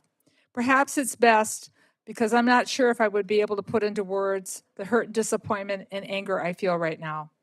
I proudly serve in uniform to defend the freedoms our nation offers, but those freedoms are under attack here and right now. If I were able to speak, I would remind the committee that all those listening, the vast majority of Americans support LGBTQ plus policies. I would remind the committee that I reflect the values and the needs of my community. This community project funding reflects the needs of Pennsylvania's 6th Congressional District, a vibrant community in the suburbs of Philadelphia that I would venture to say most in this committee who are about to vote against this funding have never visited. They have not visited the center itself like I have many times. They have never seen the food pantry that helps feed those who have been rejected by their family. They've never seen the donations that pour into the center to ensure that its members are warm in the winter and have a clean space to live and be themselves. They've never seen the joy when those in the LGBTQ plus community are able to gather at their events and laugh joyously to be able to be free to love who they are. On behalf of my community, on behalf of my own gay daughter, on behalf of the entire BGLTQ plus community, is all too often the target of cruel policies by Republican leadership. I want to express my vehement opposition to this en bloc package, stripping life-saving funding from the GLTBQ community of greater reading. Let me be clear. The decision to strip this community funding project from the bill approved by the Transportation Subcommittee solely based because it has GLBT in the title is not based on reasoning or legitimacy, but instead it's meant to discriminate against our BLTQ plus communities. It doesn't reflect Reading, Pennsylvania, and the 2 other communities being denied funding. It sends a message to the GLBTQ plus community that Americans across the country, their interests, their needs are worthless and not deserving of the federal government's money. And it was an honor to read that on behalf of Ms. Houlihan and her community. On a personal note, I'll conclude with this. I mentioned it last week. In 1993, Minnesota, one of my first votes I took as a state representative, we voted to be one of the first nations in the country not to discriminate against the community that I just referred to in this letter, to make sure that they had access to housing, they had access to health care, and they had access to everything everyone deserves in our community. At this time, I would submit for the record the letter if the clerk would like it. And I sincerely hope that this isn't a trend, that we're going to now give permission by this vote in this committee today to look at any project, any one of our projects, and for some member to decide that they don't like it and simply strip it out. This is our right constitutionally to designate funds, how they're appropriated, and it is our responsibility to dedicate those funds that we put forward in the best interest of our entire community. To do what we're going to do today to these projects is a step backwards, and it's denying that representative full access to their voting card, their representative, that we all have equal access to vote on the floor, and equal respect should be given to our community projects. With that, I yield back. Ms. Lee of California is recognized.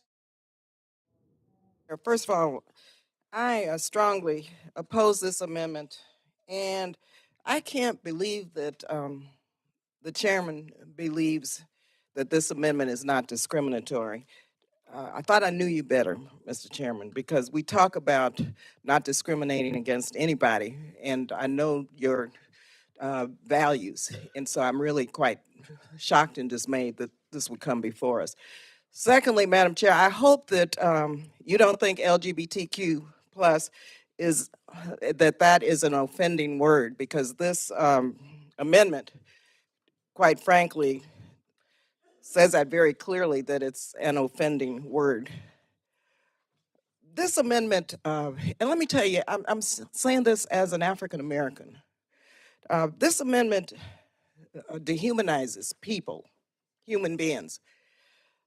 When you dehumanize human beings, such as what took place during slavery, anything goes. Anything goes. And to identify a group of people and remove them from an effort by members of Congress who designate and know this community and their communities best, and to say that they aren't worthy of what all of our communities deserve is quite dehumanizing, quite frankly. And I can't believe that you all would do this.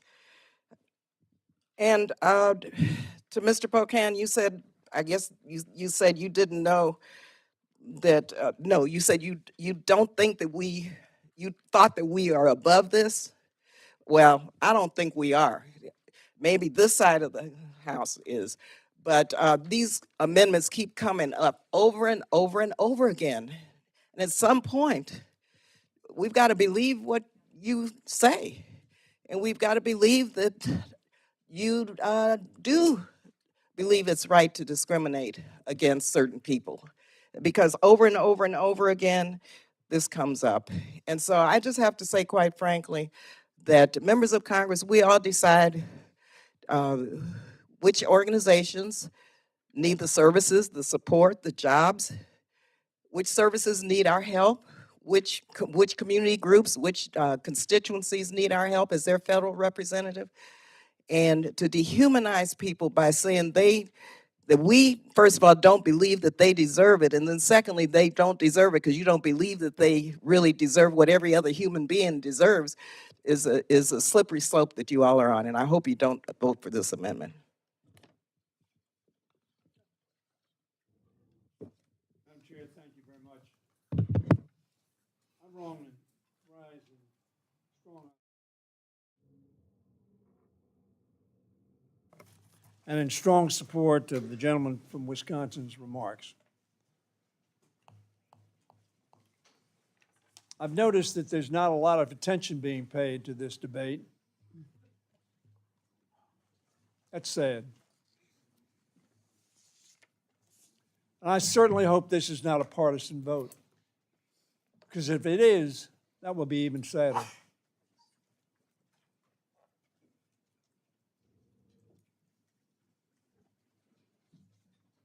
Our consciences ought to speak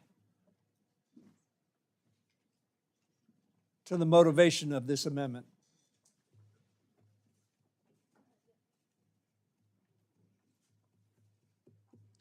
As you walk into the Speaker's office, he's got the doors to his conference room open.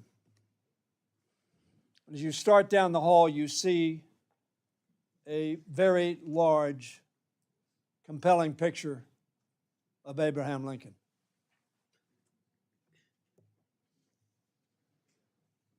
Abraham Lincoln said many great things. And one of them was, with malice towards none.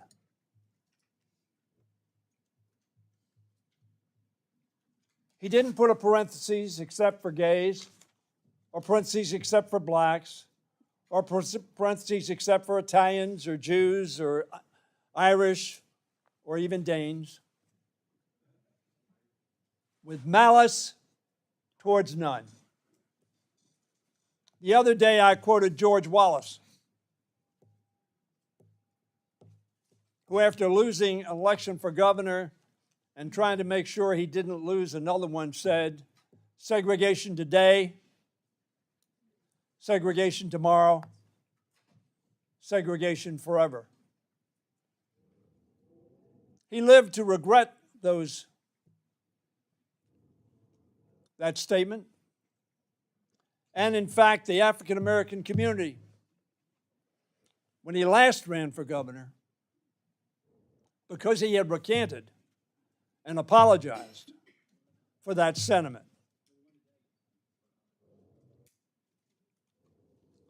many supported him.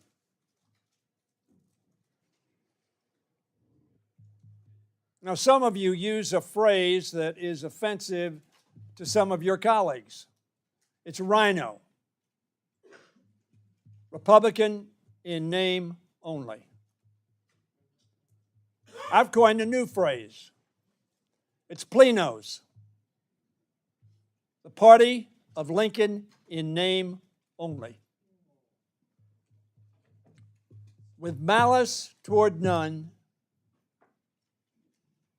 and charity for all. Certainly,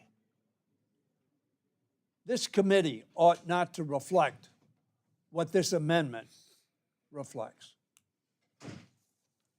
Hopefully, there are some of you on the other side of the aisle who will join all of us on this side of the aisle in rejecting what the gentleman from Wisconsin called bigotry. No one raised an objection to that word.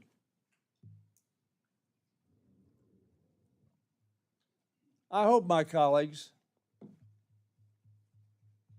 that we will say to the world as we vote on this that we are not going to discriminate against anybody. Ronald Reagan, during the AIDS crisis, was asked a question in a press conference. Do you believe in discrimination against those with AIDS? His response was the quintessential Lincoln response. I do not believe in discrimination against anybody. Let us today say to that statement, amen. Vote no on this amendment.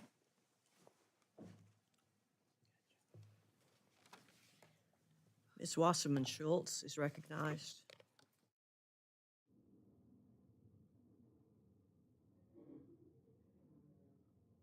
Thank you, Madam Chair. Let me be clear.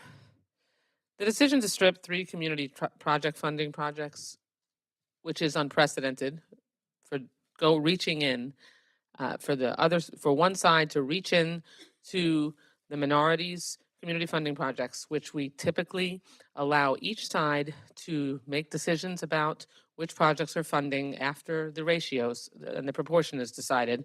That's unprecedented, and it is clearly and directly a bigoted decision because the Republican Party doesn't like gay people. There is just no two ways around it. The Republican Party. It's the chair to strike the You strike can the ask lady's all you words. want. The evidence is right there. Madam Chair, I ask for There's a ruling on nothing striking the wrong lady's with words. what I'm saying. The Republican Party, as evidenced by the stripping of DEI provisions from legislation, the stripping of specific projects. I'm going to take you back. Close your eyes and imagine if this were the 1930s or the 1940s. Or even later, or even later in the United States of America. Close your eyes and think about substituting the acronym LGBTQ plus IA and insert JCC. Because there were plenty of years when Jewish community centers in this country, it would not have been okay to fund them. Why? Because people didn't like Jews. Madam Chair, And there were I ask for plenty a of ruling on the lawmakers chair here. to take the gentle lady's words down. There were plenty of. Why do my words have to be taken down? The Madam truth Chair, hurts. the gentle truth lady assumed hurts. motive on the I have to part stop of this. members, I'm which is sorry. against the This rules is of the ridiculous, House. Madam Chair. I am entitled I know, to say. just say, I am being told, and I don't confirm, that this organization fighting back and forth is It's not an organization, Madam Chair. I know you're. Right. And what I would like asked to do is you finish what you were saying. And then after she finished what she's saying, if you have something to add from you. I think this is dangerous for us. I think it's wrong. And I regret what I said. I regret what I said. And I want you to know that. Now, this is the way we're going to do it. Thank you. Okay. Madam Chair, point of order. The rules of the House require the chair to rule when that's, Madam Chair, I don't mind if you rule against it, but the rules of the House require that a ruling be made by the chair. Well, And the I'd like reason an why it needs to opportunity. be done is because should the chair find like that an those words opportunity be to struck and taken down, then the gentlelady would not be able to offer an amendment or speak for the rest of the day. So that's why the rules of the House require an immediate ruling. They require the objection to be made immediately.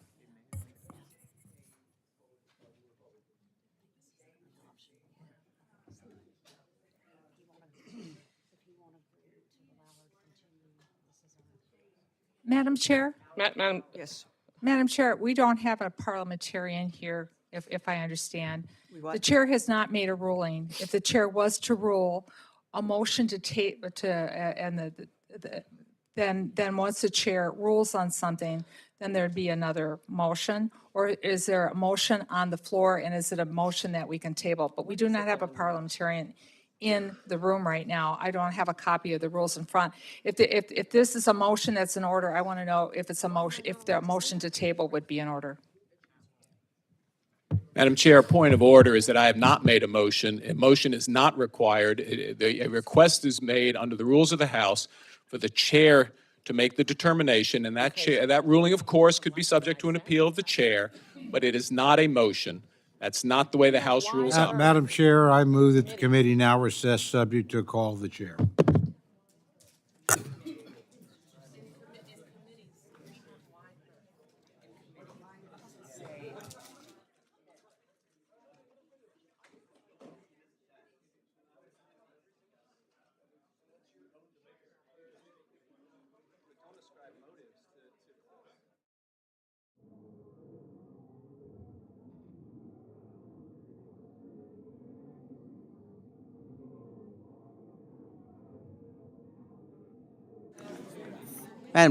Madam Chairwoman, have we adjourned or there's just a motion to adjourn? Recess.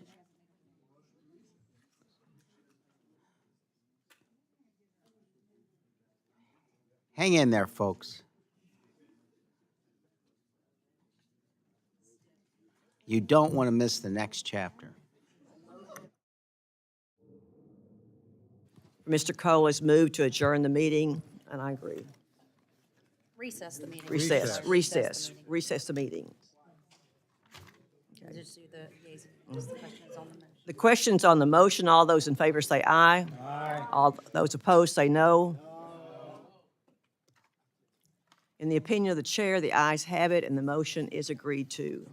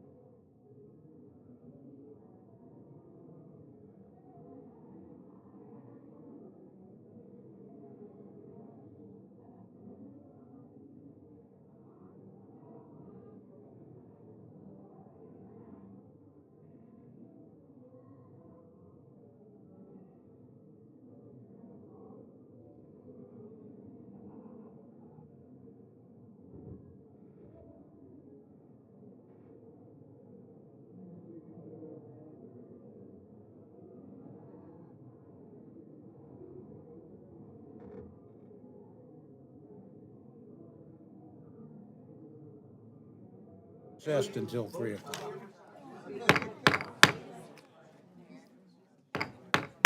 Committee will be recessed until 3 o'clock in this room.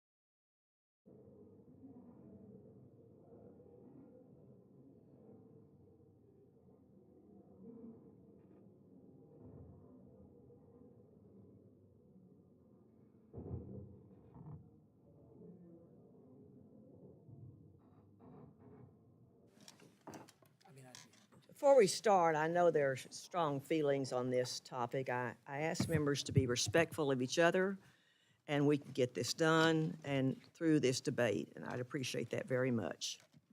The chair is prepared to make a ruling. In my opinion, the gentlelady's words were not out of order. The gentlelady may resume for 2 minutes.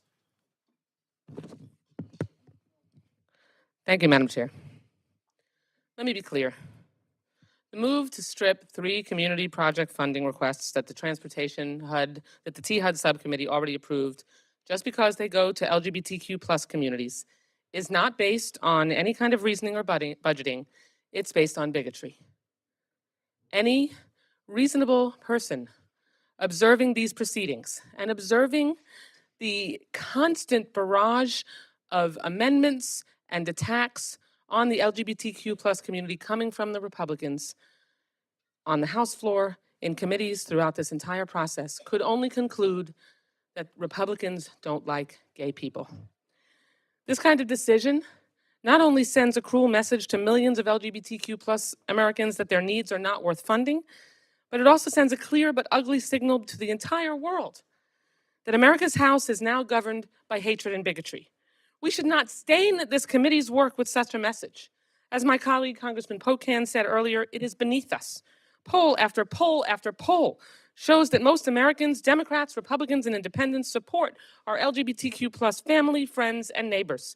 We should work to uplift all of these individuals and not strip their resources away from them. Republican hatred for those who aren't straight, white, and cisgendered has popped up in every appropriations bill. It's the same amendments and proposals over and over again.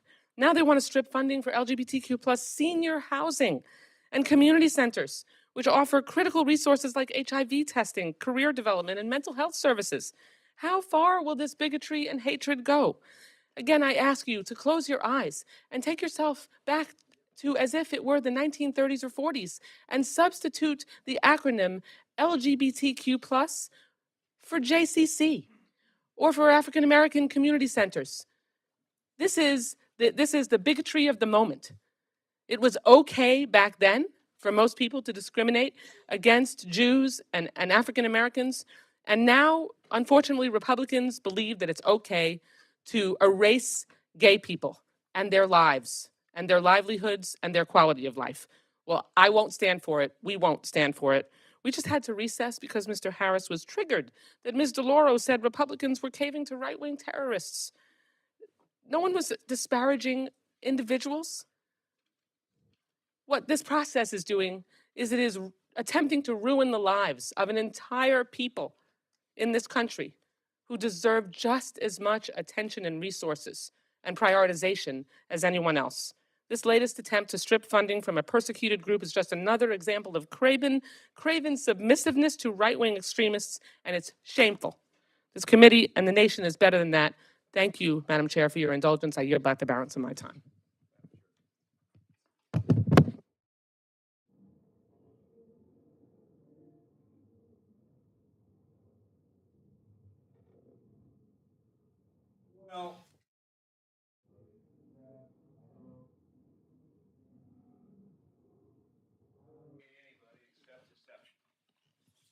So let's look objectively what these two grants do.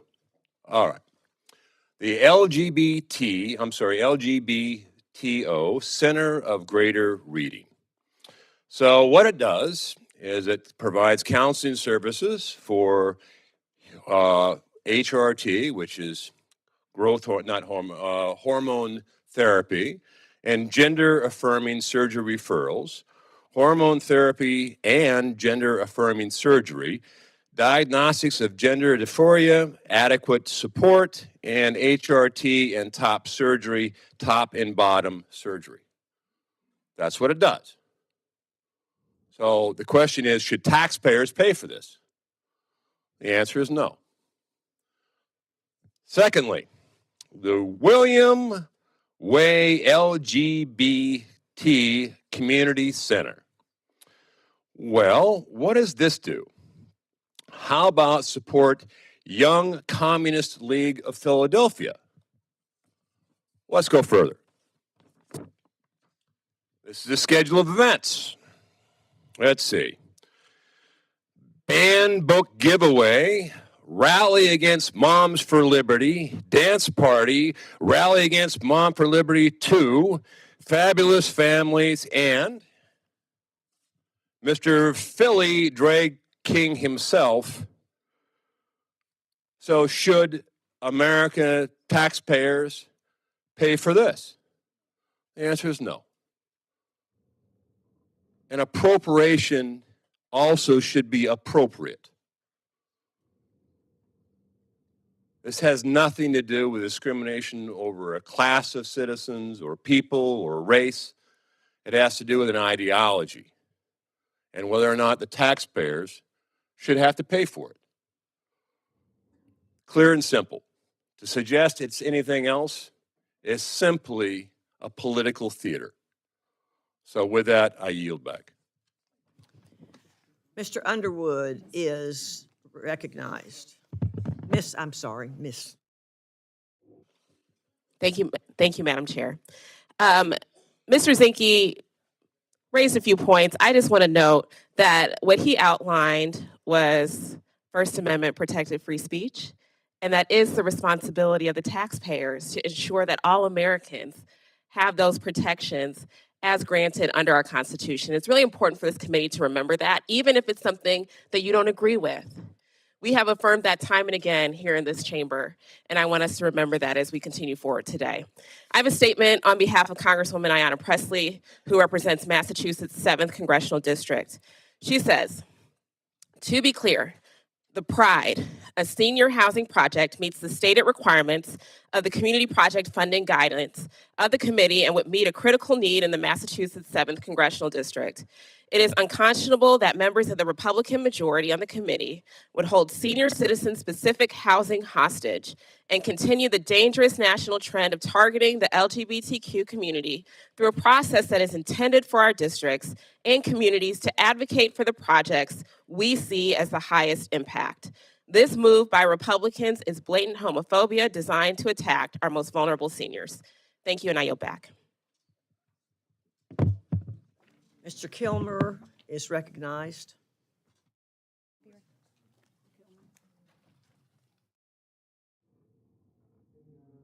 Thank you, Madam Chair. So I've been in this body for 10.5 years. I've been on this committee for 8.5 years.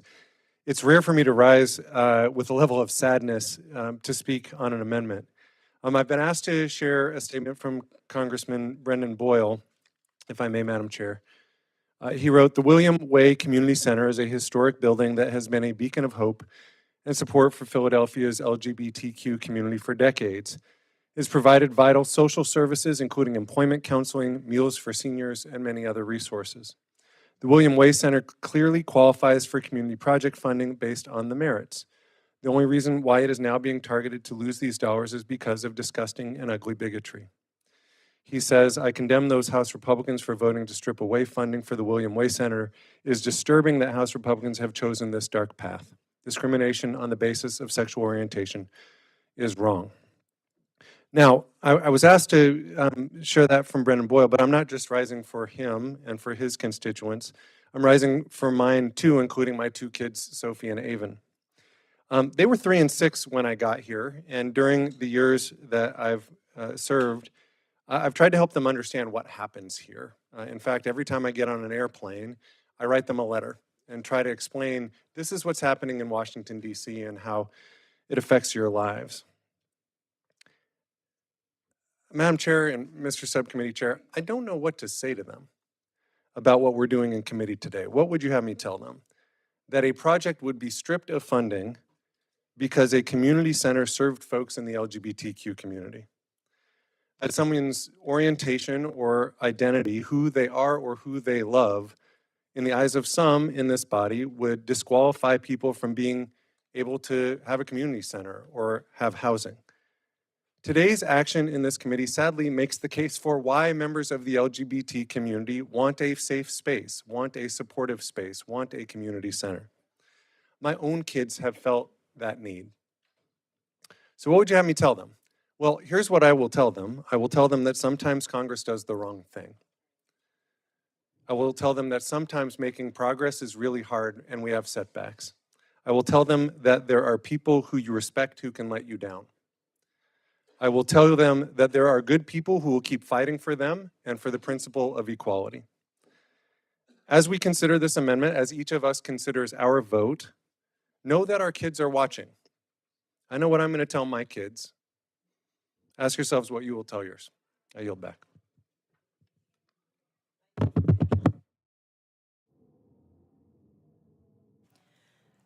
Ms. Frankel? Ms. Frankel is recognized.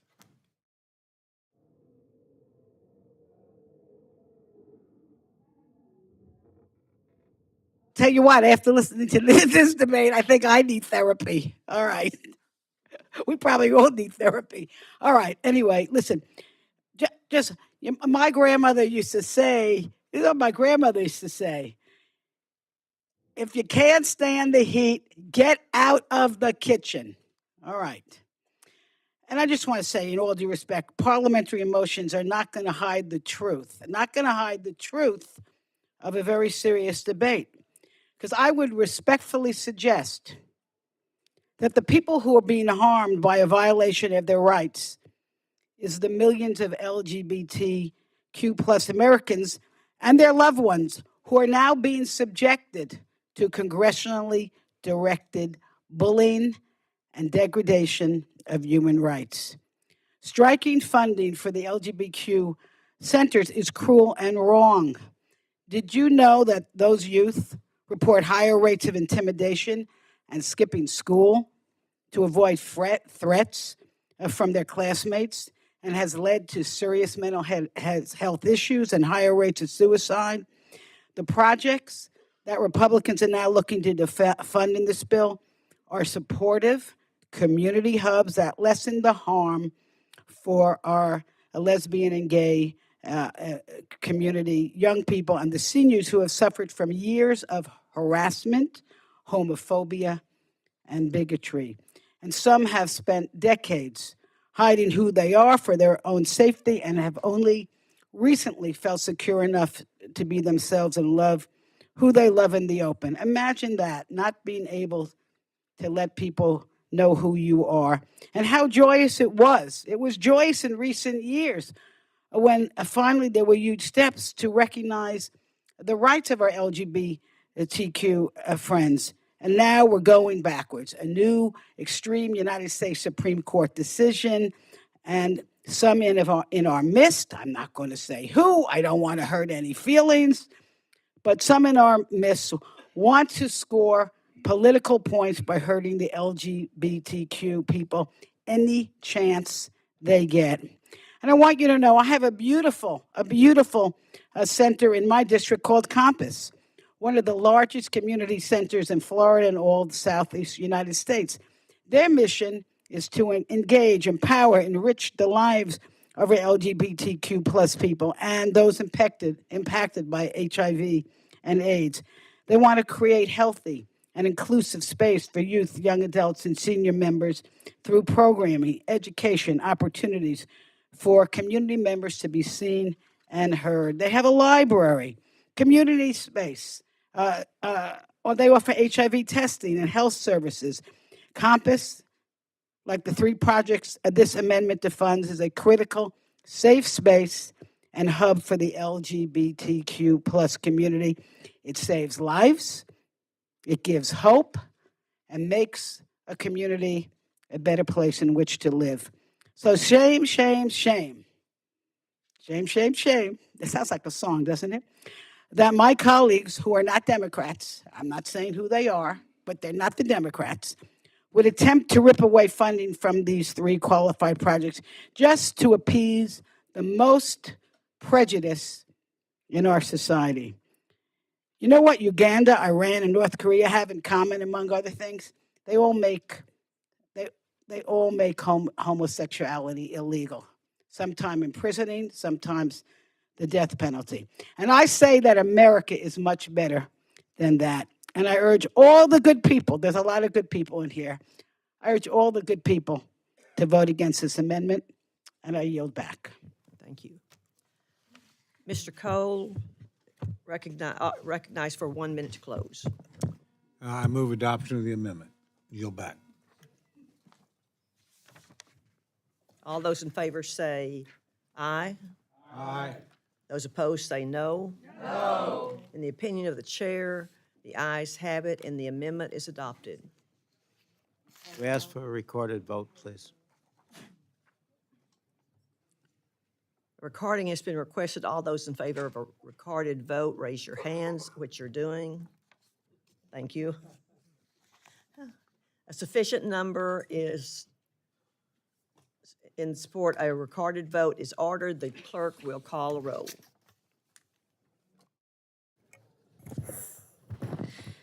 Mr. Adderholt. Mr. Adderholt. Mr. Adderholt, yes. Mr. Aguilar. Mr. Aguilar, no. Mr. Amade. Mr. Amade, yes. Mrs. Bice. Mrs. Bice. Mr. Bishop. Mr. Bishop, no. Mr. Calvert. Mr. Calvert, aye. Mr. Carl. Yes. Mr. Carl, yes. Mr. Carter. Mr. Carter, yes. Mr. Cartwright. No. Mr. Cartwright, no. Mr. Case. No. Mr. Case, no. Mr. Siscomani. Yes. Mr. Siscomani, yes. Mr. Klein. Mr. Klein. Mr. Cloud. Mr. Cloud, yes. Mr. Clyde.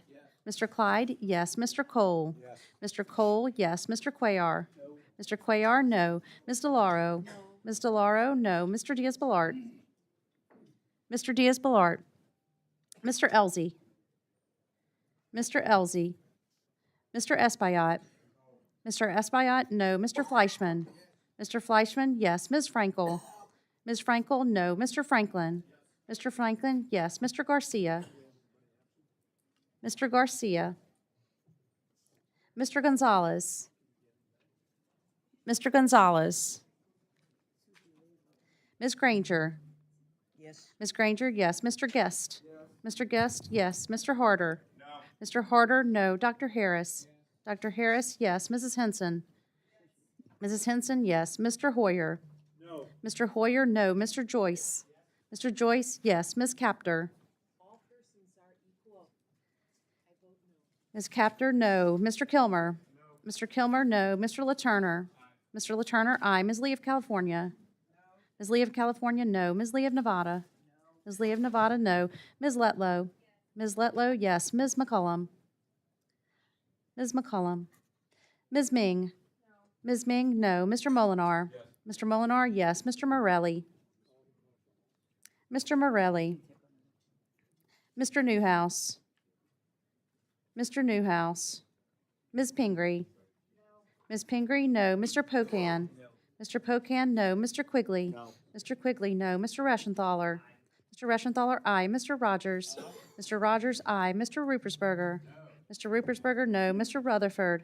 Aye. Mr. Rutherford, aye. Mr. Simpson? Aye. Mr. Simpson, aye. Mr. Stewart? Mr. Stewart? Mrs. Torres? No. Mrs. Torres, no. Mr. Trone? No. Mr. Trone, no. Ms. Underwood? No. Ms. Underwood, no. Mr. Valadeo? Mr. Valadeo, yes. Ms. Wasserman Schultz? Ms. Wasserman Schultz, no. Mrs. Watson Coleman? No. Mrs. Watson Coleman, no. Ms. Wexton? Ms. Wexton? Mr. Womack? Mr. Womack, yes. Mr. Zinke? Aye. Mr. Zinke, aye. Mr. Diaz-Balart? Mr. Diaz-Balart, aye. Ms. McCollum is recognized. Ms. McCollum is not recorded. Ms. McCollum, no. Mr. Newhouse? Mr. Newhouse votes aye. Mr. Gonzalez? Mr. Gonzalez, aye. Mrs. Spice? Mrs. Spice, aye. Mr. Elzey, aye. Ms. Wexton? Ms. Wexton, no.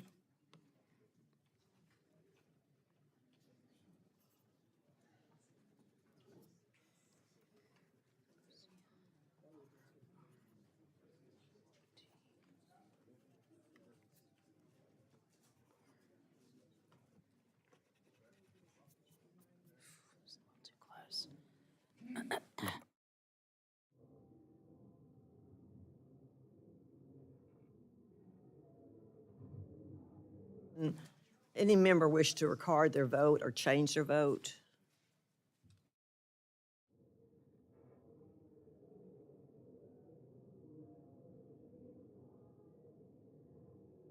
The clerk will tally.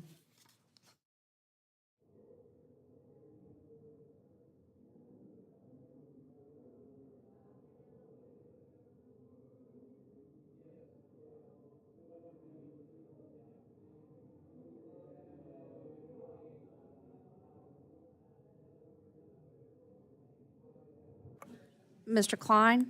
Mr. Klein, aye.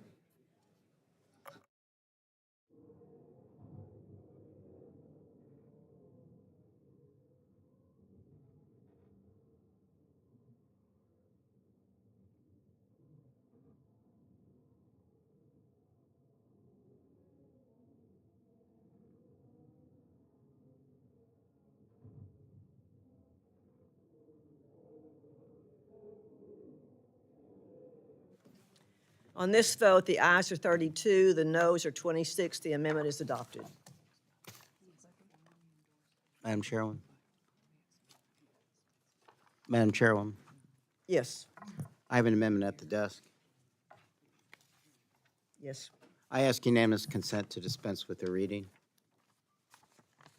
Without objection, the reading of the amendment is dispensed with. The member is recognized for opening remarks on the amendment. Madam Chairwoman, simply to afford those the opportunity who voted yes to reconsider, since that was part of an en bloc amendment. What this amendment does is it puts those three projects back into the bill. Now, look, earlier I spoke to the issues I felt were involved with the legal and moral problems with pulling these out. But I think right now what's important is to explain how we got here. At the end of March, thousands of community projects were submitted to the subcommittee.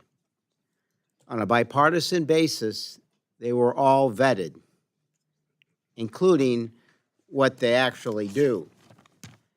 And the project in Reading, support the cost needed to provide traditional housing project in Boston, support the construction costs of converting a former Boston public school into 74 units of high-quality, affordable housing for seniors in Boston. The project in Mr. Boyle's district, embarking on a major project to renovate and expand their existing community center. Not exactly what we might have heard about before. These projects were all deemed by both parties eligible under statutory law and under the rules of the guidance that our friends in the majority presented at the beginning of the process. So somehow these were all okay. Just a short time ago, they were put into the bill. So someone thought that they were deserving, or at least were eligible under the law and the rules. So these three projects were now singled out of 2,680 as suddenly not ones that we want to do. That's 0.1% of the projects. And what are the legal names? LGBTQ, Senior Housing, Inc., Gay Community Center of Philadelphia, and the LGBT Center of Greater Reading. So again, why after months of vetting and a week after our bill was made public, have these three projects raised concern and not the other 2,677 projects in the bill? If somebody really wants to go through 2,680 projects in committee and start arguing over whether they like them or not, okay, maybe I believe they care that much about it, but not 0.1% that they suddenly decide after the rules were followed that they don't particularly, I don't know, like.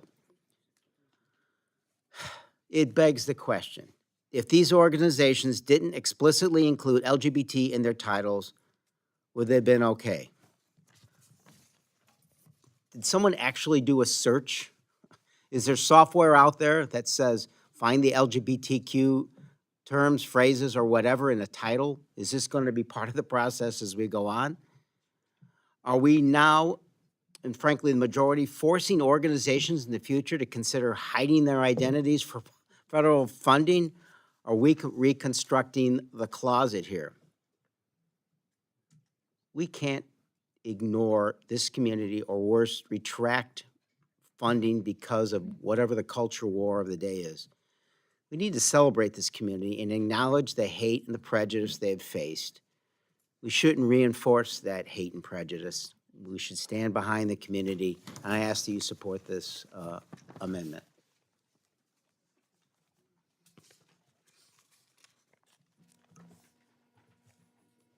Do any other members seek recognition to speak on the amendment? You get the room. Okay. All right. Yes. DeLauro was recognized. What? Mr. Cole, do you Right. speak? Go ahead. Thank you. Thank you very much, Madam Chairman. I rise in support of this amendment, and I thank my colleague, the gentleman from Illinois, for offering it. The majority has withdrawn $3.6 million in community project funding that would support members of an often discriminated against community that exists in every single one of our districts. I might add, the gentleman from Illinois talked about the total number of projects in the THUD bill. That's 2,680.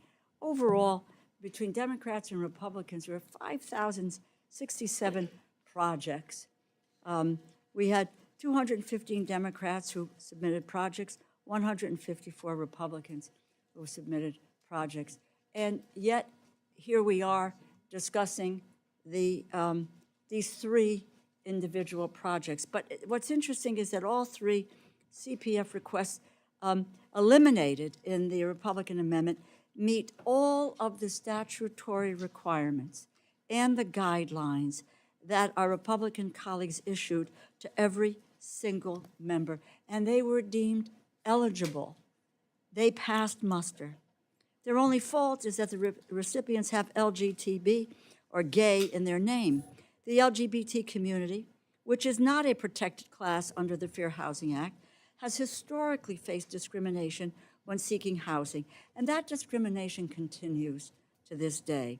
A study by the National Coalition for the Homeless found that 40% of homeless youth and 30% of people utilizing housing programs self-identify as LGBTQ, well above the proportion of the total population. According to a report by the Realtors Association, about 50% of LGBT people are homeowners, well below the national average of 66%. And many members of this community report facing discrimination, be it a landlord that refuses to rent to same-sex couples or discrimination by a real estate or lending professional. Despite more than 63,000 people living in transitional housing, of which 820 individuals self-identified as LGBT, Representative Houlihan has secured funding to actually support the costs needed to provide transitional housing for this very same population. It solves a problem that we know exists based on the data. Homeless seniors are one of the fastest growing populations. Representative Presley has secured funding to actually expand housing for 74 new units for LGBT seniors.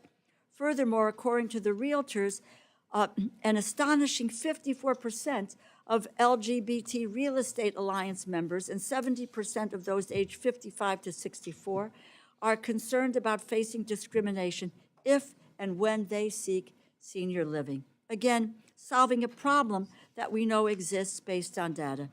Community centers are central to all of our districts. They serve all of our constituents. Representative Boyle has secured funding to provide critical services to help connect people to transportation services, self-sufficiency, and other resources that help community members regain their independence. The community project funding process that was brought back is a transparent process. It is one that works to benefit the concerns and the needs of all the districts that are represented by both Democrats and Republicans. And it has been a saving grace for so many communities that cannot afford to provide for these efforts. So I ask you, please, several members of the majority, I know, agree. What we do here has consequences across our country. Let's not make our most vulnerable communities pay for those consequences. Thank you, and I yield back. Thank you. Ms. Wasserman Schultz is recognized. Thank you, Madam Chair. I just want to say that this amendment, as a standalone amendment, is an opportunity for each of us to demonstrate that we are not targeting and trying to erase the legitimacy and value of LGBTQ plus people, and that their quality of life is valuable as well. And to stand up for the culture of the Appropriations Committee, in which our tradition is, once there is a decision made, a decision in terms of the proportion of resources provided to each side that I don't agree with, but once that proportion of the available community project funding is allocated, that the minority is able to make decisions about our projects, and that we don't. Now, down the road, those projects might be adjusted, but Madam Chair, we typically, once that allocation is given, and the subcommittee passes the bills, I've never seen in 18 years on this committee, I have never seen us take out the minorities' projects, or the majorities for that matter, in the full committee appropriations process. It's wrong.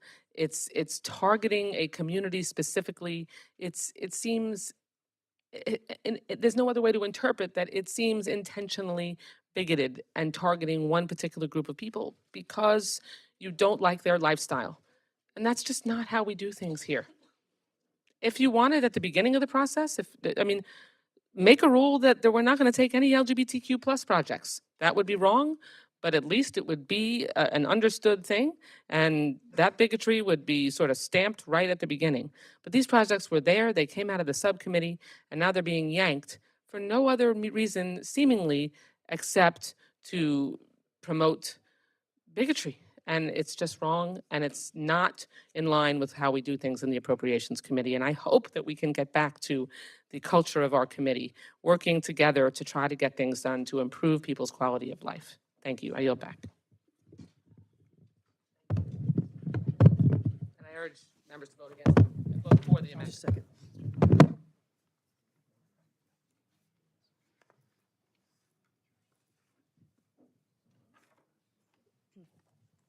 Thank you. Mr. Cartwright is recognized. Thank you, Madam Chair. I understand it is improper practice for us to rise and ascribe motives to other members for their actions.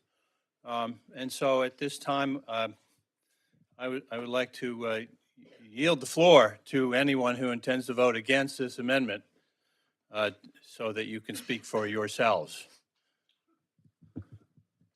Will the gentleman yield? Yield to Mr. Harris. Thank you very much.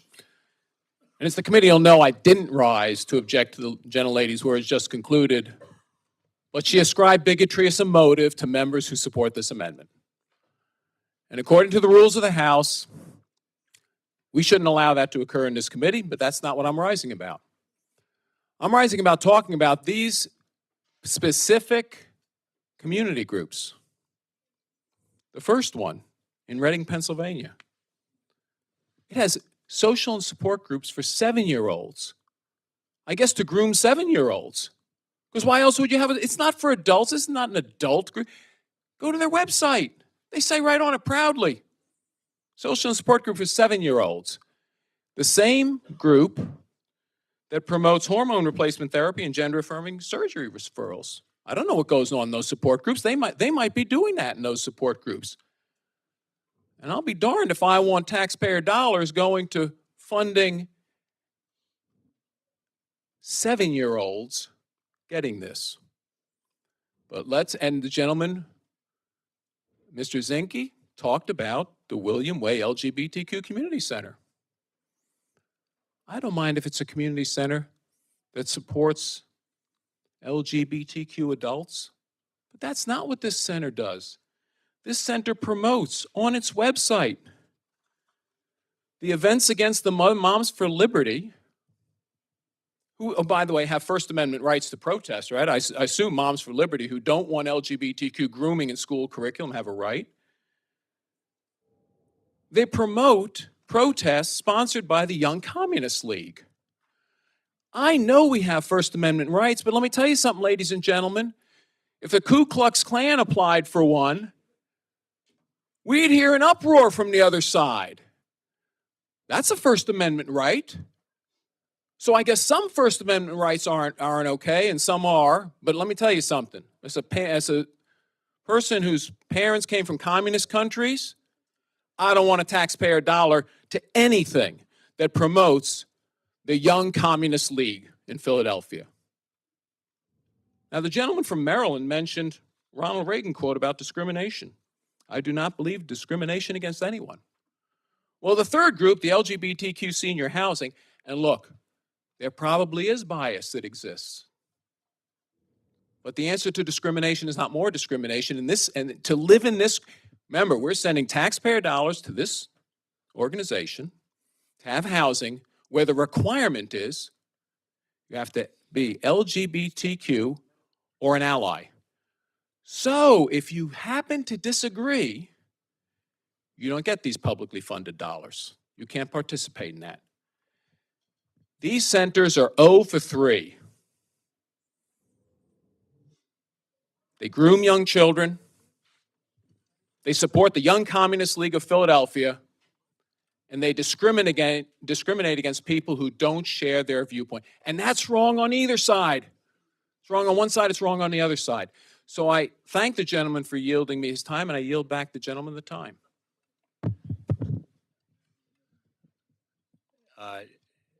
I wanted to say I can't disagree more emphatically to this idea of comparing funding LGBTQ community centers to funding the Ku Klux Klan.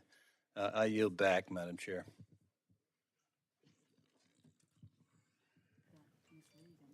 Ms. Lee of California.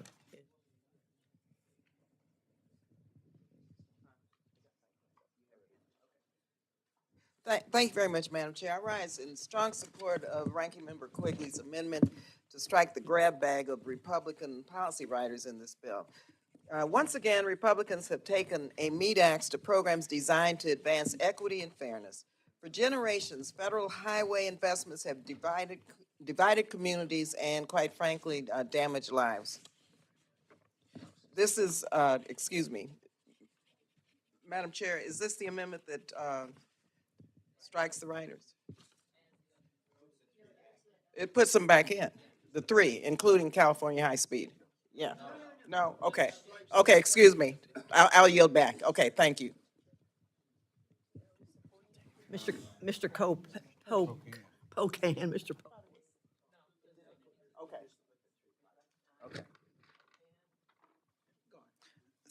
Thank you, Madam Chair. I just wonder if the gentleman from the Eastern Shore of Maryland would yield to a question. Thank you. I'm just curious, out of the, how many earmarks was it? 2,680? How many other websites did you get a chance to check besides these 3? Me personally, I'm actually in charge of kind of the agriculture community. But you know these 3 really, really well. To You're answer the very gentleman's astute question- at finding every word in every web page. How many other web pages besides the 3 did you actually look at out of the 2,680, I guess it was? Answering the gentleman's question, those are the 3 in question. I'll take my time back. Those I were got the 3 answer. questions. I'm taking my time back. You know, there's a saying, how do you show you're a bigot without saying you're a bigot? I'm just saying, there's a saying. I did not say. Well, I didn't hear you. I didn't catch you, so I was sitting down. You did not accuse me of bigotry right now, No, did you? I said a saying. There's a saying. How do you show okay. that Thank you're you very much, expressing Madam Chair. bigotry without saying you're a bigot, right? That's all I'm saying. There's an interesting saying. Yeah, but I'll continue. The last set of gentlemen's words be taken down. I'm sorry, I request that the chair take down the words. It's not a motion. I request the gentleman's words. I know it's a little warm outside and a snowflake can melt, but this is a little bit ridiculous.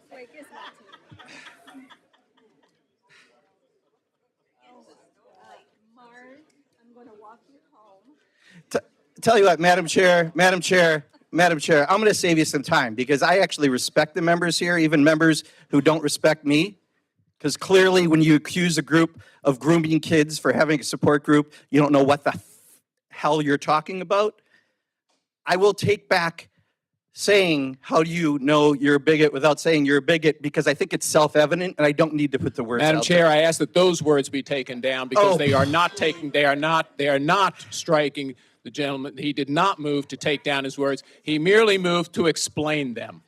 I said I would take down my words. Perhaps his eyes are so tired from reading so many websites that his ears can't hear. I don't know why Madam this Chair, is such an those issue. are personal remarks. I move that those remarks be taken down. We can gather. I'm sorry, I don't move. I ask the chair to take down those remarks. Madam Chair, I ask for unanimous consent that any words that Mr. Harris thinks are offensive should be taken down. Any word with the letter L, G, B, or T should be taken down. Does that make you happy if we just take out Madam any Chair, word I that includes the ask letter again L, G, to B, or strike T? the gentleman's words personally against me, They're not suggesting that I'm against you. too tired to think correctly. I ask, those are personalizations. They are clearly against the House rules, and I ask the gentlelady to take down those words. Mr. Harris, I'm going as far as to say anything that you should ever find offensive, I am glad to take away, and you still find that I object offensive. What to that the means to unanimous me is you consent find me request. offensive. I'm sorry. You find me offensive. object All to the I'm trying to unanimous consent do. request. Everyone will suspend. The committee will now recess so we can gather the words.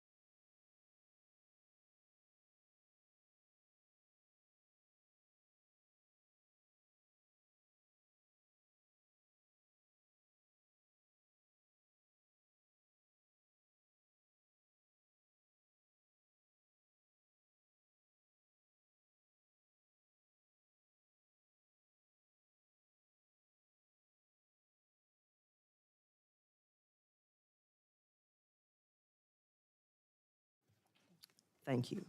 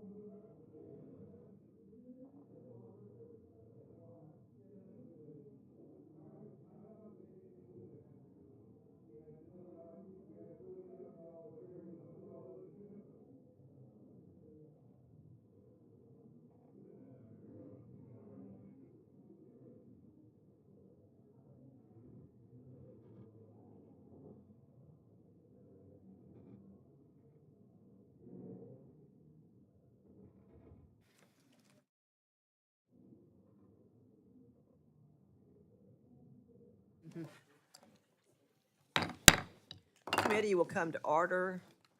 Does the gentleman wish to withdraw? It says there, but it's here, his. His comments. Other comments? A member would likely object. I object. Object to the unanimous consent request. Recognize Mr. Pocan first. Mr. Pocan, just recognize Mr. Pocan.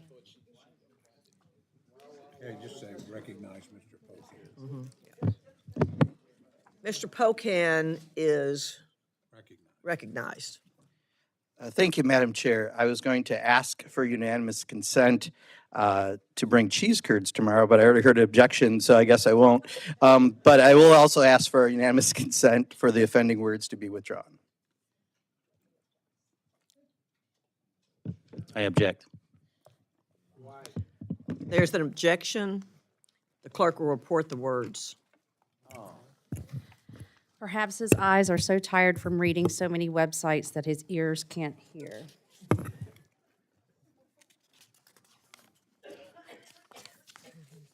The chair is prepared to rule. The chair finds that the gentleman's words are not in order. The gentleman will suspend.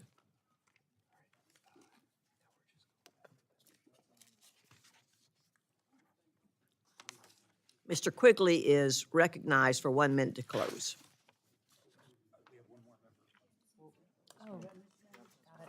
Okay, sorry. Ming. Ms. Ming is recognized, sorry. Thank you, Madam Chair. I just wanted to rise in support of Mr. Quigley's amendment and just am confused about what the vetting process has been for some of these projects. I don't know if a process like spell check was used, searching for the letters LGBTQ. The projects that are mentioned and were suddenly eliminated just today had already met, just like all of these projects, had already met eligibility requirements. They were publicly supported by local groups in the district. They were vetted by committee staff. They were voted on in subcommittee and funded in the base text of Chairman Cole's bill. So it's just really confusing to me why these 3 projects were singled out. I just wanted to highlight 2 projects requested by 2 members of the majority. One of them, for example, the Child and Family Center of Santa Clarita, California, which received funding and helps teens who identify as LGBTQ. Another project, which is the Boys and Girls Club of Greater Anaheim, Cyprus, which is also part of a national organization that supports programming to empower LGBTQ youth. And we support both of these projects, and we just demand equity and transparency why certain projects in certain districts with very similar missions were eliminated and some were kept in. So I rise in support of Rep. Quigley's amendment. Mr. Quigley is recognized for 1 minute. Thank you, Madam Chairwoman. Okay, we won't ascribe motivations. There's the facts. Only 3 earmarks, as we used to call them, out of 2,680 were pulled out today. They're Democratic request for LGBTQ. That is 0.1%. So the thing I was drilled with in law school is sometimes you just say res ipsa loquitur. It speaks for itself. We'll let the American public ascribe motivations for anyone's actions. I encourage a yes vote. The question is now an amendment offered by Mr. Quigley. All those in favor say aye. Aye. Those opposed say no. No. In the opinion of the chair, the noes have it, and the amendment is not adopted. I ask for a recorded vote, Madam Chairwoman. What do you think about doing an amendment on those 2? See how they're On the floor. They won't allow it. Recorded vote has been requested. All those in favor of a recorded vote, raise your hand.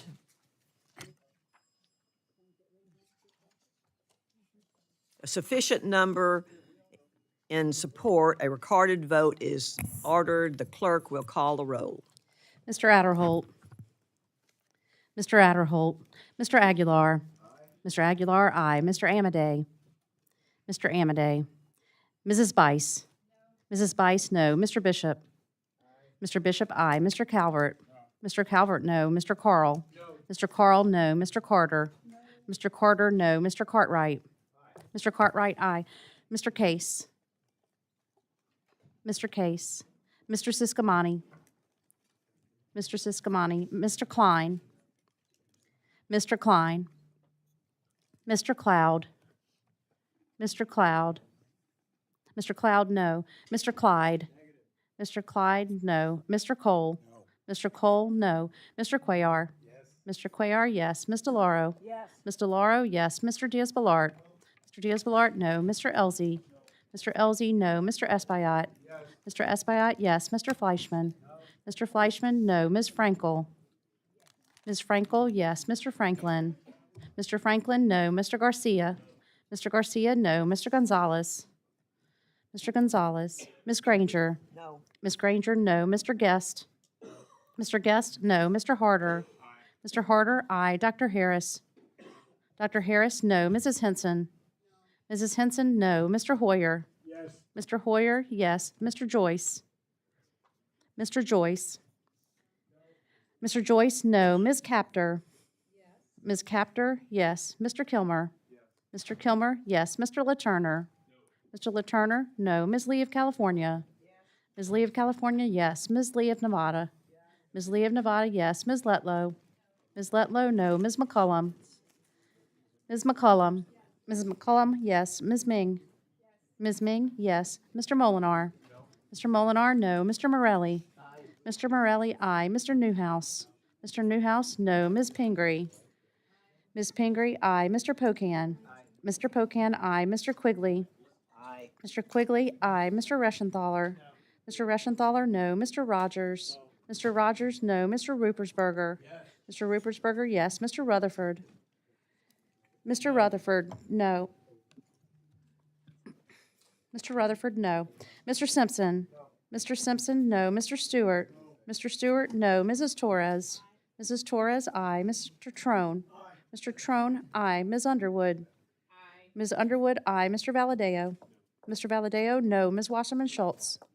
Ms. Wasserman Schultz, aye. Mrs. Watson Coleman. Mrs. Watson Coleman, aye. Ms. Wexton. Ms. Wexton, yes. Mr. Womack. Mr. Womack, no. Mr. Zinke. Mr. Zinke, no. Mr. Adderholt. Mr. Adderholt, no. Mr. Case. Mr. Case, aye.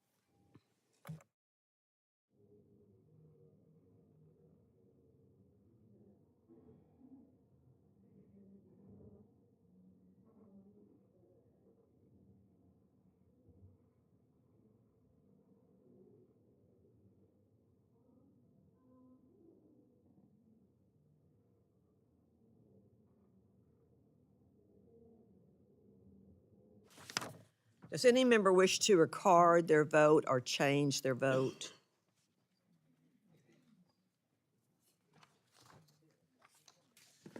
The clerk will tally.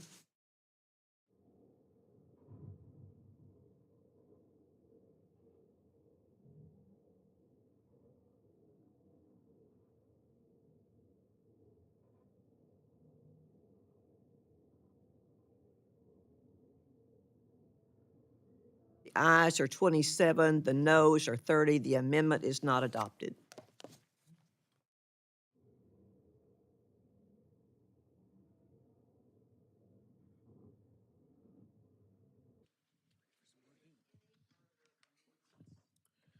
Madam Chair, I have an amendment at the desk. Thanks. I'd ask dispense unanimous consent to dispense with the reading. Without objection, the reading of the amendment is dispensed with. The member is recognized for opening remarks on the amendment. Thank you, Madam Chair. My amendment, which is identical to one that I've offered for the last 2 years, would prohibit Pennsylvania from utilizing federal funding to toll existing roads and bridges on federal highway systems that are not currently tolled. In 2021, the Pennsylvania Department of Transportation, PennDOT, proposed tolling 9 existing bridges across the Commonwealth. These tolls would cost the average consumer would cost the average commuter an additional $1,000 per year, and it was also moved through the process without legislative or community input. So while I'm glad the Commonwealth Court blocked PennDOT's plan, it's still possible that the governor will appeal this, and it's also possible there'll be a similar plan that comes to the table. Now, under President Biden, Americans have seen their wealth decrease by $33,000 just last year. The last thing families need is a new tax, and this proposal is just that. It will also disproportionately impact our nation's tradesmen, truckers, and travelers, and will devastate seniors living on fixed incomes. It will also place additional burdens on America's small businesses already struggling under historic inflation. When I brought this issue up in the past, my colleagues across the aisle claimed this proposal was necessary to force truckers to pay their fair share to use our roadways. I would remind my friends across the aisle that truckers already contribute significantly through state and federal taxes on diesel fuel, a federal heavy vehicle use tax, and federal taxes on the purchase of new trucks, trailers, and tires. Meanwhile, electric vehicle owners pay nothing to use the same exact infrastructure. I recognize the need to find a sustainable funding mechanism to fix Pennsylvania's roads and bridges, but that should not be on the back of the working class and seniors on fixed incomes. Taxing Pennsylvanians in the form of new tolls is not the answer. I urge support of my amendment, and I yield back the balance of my time.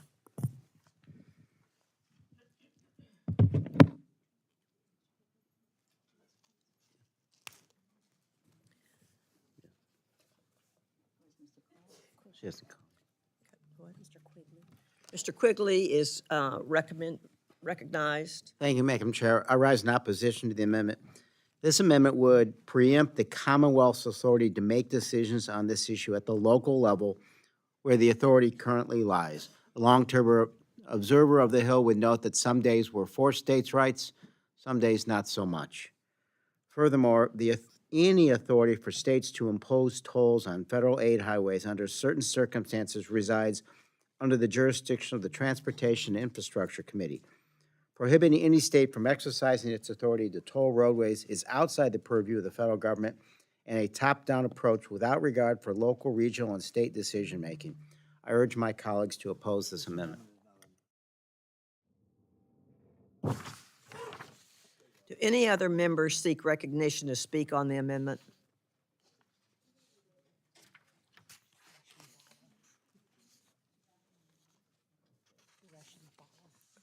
Mr. Ruschenbach is recognized for 1 minute to close.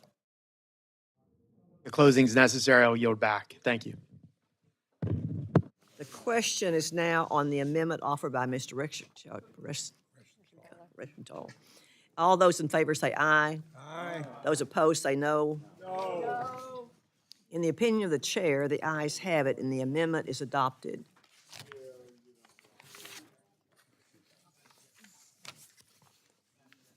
A recorded vote has been requested. All those in favor of a recorded vote, raise your hand.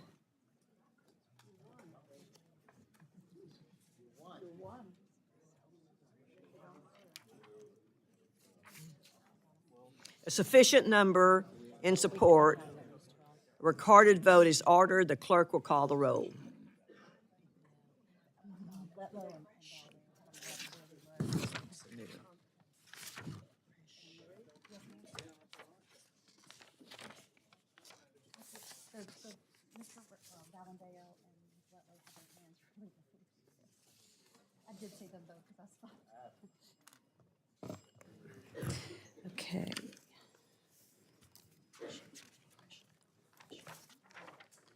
Mr. Adderholt. Mr. Adderholt, aye. Mr. Aguilar. Mr. Aguilar, no. Mr. Amaday. Mr. Amaday, yes. Mrs. Bice. Mrs. Bice. Mrs. Bice, yes. Mr. Bishop. Mr. Bishop, no. Mr. Calvert. Mr. Calvert, aye. Mr. Carl. Mr. Carl, yes. Mr. Carter. Mr. Carter, yes. Mr. Cartwright. Mr. Cartwright, no. Mr. Case. Mr. Case, no. Mr. Siscomani. Mr. Siscomani. Mr. Klein. Mr. Klein, yes. Mr. Cloud. Mr. Cloud, yes. Mr. Clyde. Mr. Clyde, yes. Mr. Cole. Mr. Cole, aye. Mr. Cuellar. Mr. Cuellar. Mr. Cuellar, no. Ms. DeLauro. Ms. DeLauro, no. Mr. Diaz-Balart. Mr. Diaz-Balart, aye. Mr. Elzey. Mr. Elzey, aye. Mr. Espaillat. Mr. Espaillat, no. Mr. Fleischman. Mr. Fleischman, aye. Ms. Frankel. Ms. Frankel, no. Mr. Franklin. Mr. Franklin, yes. Mr. Garcia. Mr. Garcia, yes. Mr. Gonzalez. Mr. Gonzalez, yes. Ms. Granger. Aye. Ms. Granger, aye. Mr. Guest. Mr. Guest, aye. Mr. Harder. Mr. Harder, no. Dr. Harris. Dr. Harris, yes. Mrs. Henson. Mrs. Henson, aye. Mr. Hoyer. No. Mr. Hoyer, no. Mr. Joyce. Mr. Joyce, aye. Ms. Capter. No. Ms. Capter, no. Mr. Kilmer. No. Mr. Kilmer, no. Mr. LaTurner. Mr. LaTurner, aye. Ms. Lee of California. No. Ms. Lee of California, no. Ms. Lee of Nevada. Ms. Lee of Nevada, no. Ms. Letlow. Ms. Letlow, yes. Ms. McCullum. Ms. McCullum, no. Ms. Ming. Ms. Ming, no. Mr. Molinar, sorry. Mr. Molinar, yes. Mr. Morelli. Mr. Morelli, no. Mr. Newhouse. Mr. Newhouse, yes. Mr. Newhouse, aye. Ms. Pingree. Ms. Pingree, no. Mr. Pocan. Mr. Pocan, no. Mr. Quigley. Mr. Quigley, no. Mr. Reschenthaler. Mr. Reschenthaler, aye. Mr. Rogers. Mr. Rogers, aye. Mr. Rupersberger. Mr. Rupersberger, no. Mr. Rutherford. Mr. Rutherford, aye. Mr. Simpson. Mr. Simpson, aye. Mr. Stewart. Mr. Stewart. Mrs. Torres. Mrs. Torres, no. Mr. Trone. Mr. Trone, no. Ms. Underwood. Ms. Underwood, no. Mr. Valadeo. Mr. Valadeo, aye. Ms. Wasserman Schultz. Ms. Wasserman Schultz, no. Mrs. Watson Coleman. Mrs. Watson Coleman, no. Ms. Wexton. Ms. Wexton, no. Mr. Womack. Mr. Womack, aye. Mr. Zinke. Mr. Zinke, aye. Mr. Stewart. Mr. Stewart, aye.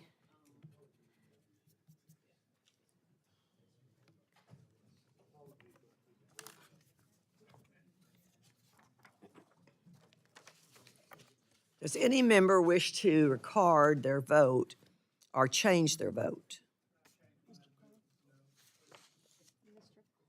Change. No.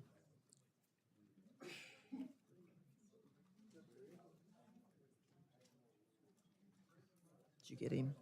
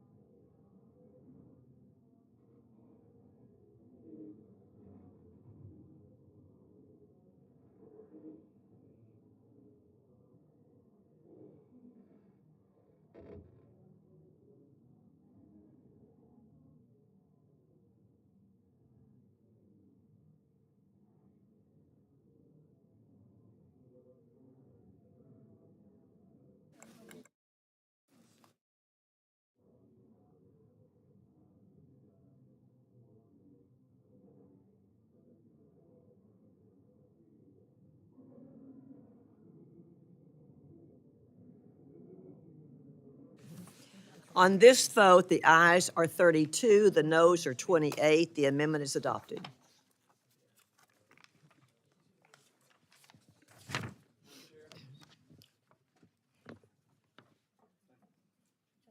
Right. Yes. Chairman of the subcommittee.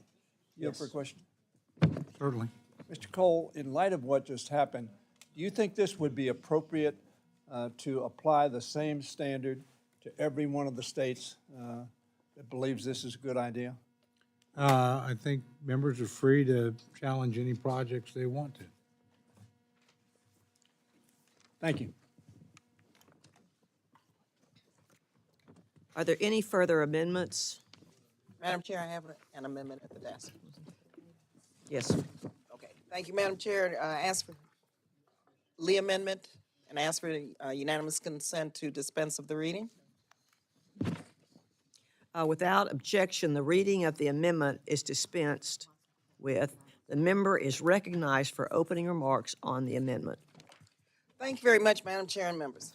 This amendment, which I'm offering along with my good friend Congresswoman Bonnie Watson Coleman, Bonnie Watson Coleman, excuse me, Congresswoman Coleman. This would strike language in Section 233 of the bill, which blocks the Biden administration's efforts to enforce fair housing laws. Housing discrimination, quite frankly, as you know, has long been one of the pillars of systemic racial and social injustice in our country. It robs people of color of the wealth that they earn. It traps Black and brown children in underfunded subpar schools, and it needlessly divides our communities and our country. And yes, it's another attack on the LGBTQ plus community. And I'll explain why in just a minute. For decades, the federal government played a role, quite frankly, a central role, in creating unjust housing policies across the United States. That's what our government did. From redlining to mortgage discrimination, and finally, the Fair Housing Act was adopted, mind you, I believe it was 1968, 55 years ago, to redress these wrongs. But decades of underfunding and lax enforcement means that much more work remains to be done, unfortunately, 55 years later. The Biden administration has sought to strengthen fair housing enforcement with their affirmatively furthering fair housing rule. And this rule will take meaningful steps to overcome patterns of segregation in housing and give every American family a fair shot. The new effort seeks to undo damage from the last administration, which sought to actively undermine fair housing enforcement. The new rule will see the federal government engage proactively with communities to aggressively combat and end discrimination in our housing system. The underlying bill here today seeks to block that rule. The majority, unfortunately, argues that the rule burdens local governments. Burdens local governments. But I ask them, what about the burden on working families who can't afford a place to live because landlords think that they look different? What about the burden on homeowners robbed of their hard-earned equity because of appraisal discrimination? And yes, what about the burden on disabled veterans and people who identify as LGBTQ plus who are denied fair housing? And the percentages of those individuals is off the scale. The underlying bill blocks all of these people from getting a fair shake. My amendment will take a step towards providing them, quite frankly, justice by allowing the president to move forward, helping people who are getting cheated because of their race, religion, disability, or identity. I urge my colleagues to support my amendment, and it's a very bogus argument to put into context and make an equivalent argument that the burden on local government is as important as enforcing fair housing laws and opposing discrimination in our housing policies. So 55 years later, we're still fighting this fight, and unfortunately, the majority wants us to continue to discriminate. Mr. Cole is recognized. Thank you, Madam Chair. I rise to oppose the amendment. We provide resources for HUD to enforce the Fair Housing Act, including $85 million for the Fair Housing Office. Through the public comment process, several stakeholder groups have raised serious concerns about HUD imposing paperwork burdens on public housing agencies and other local groups that implement HUD programs.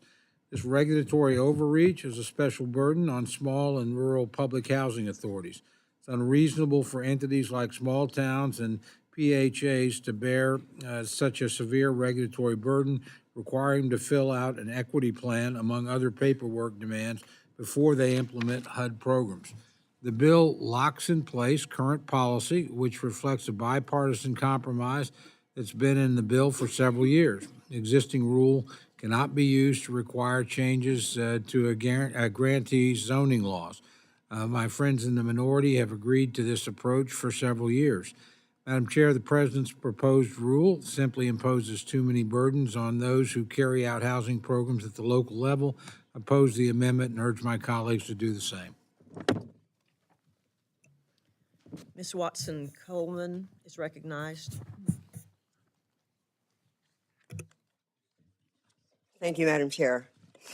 I rise to support this amendment offered by Congresswoman Lee, which strikes this harmful language that prohibits funding being used by HUD to enforce the affirmatively furthering fair housing rule under the Fair Housing Act of 1968.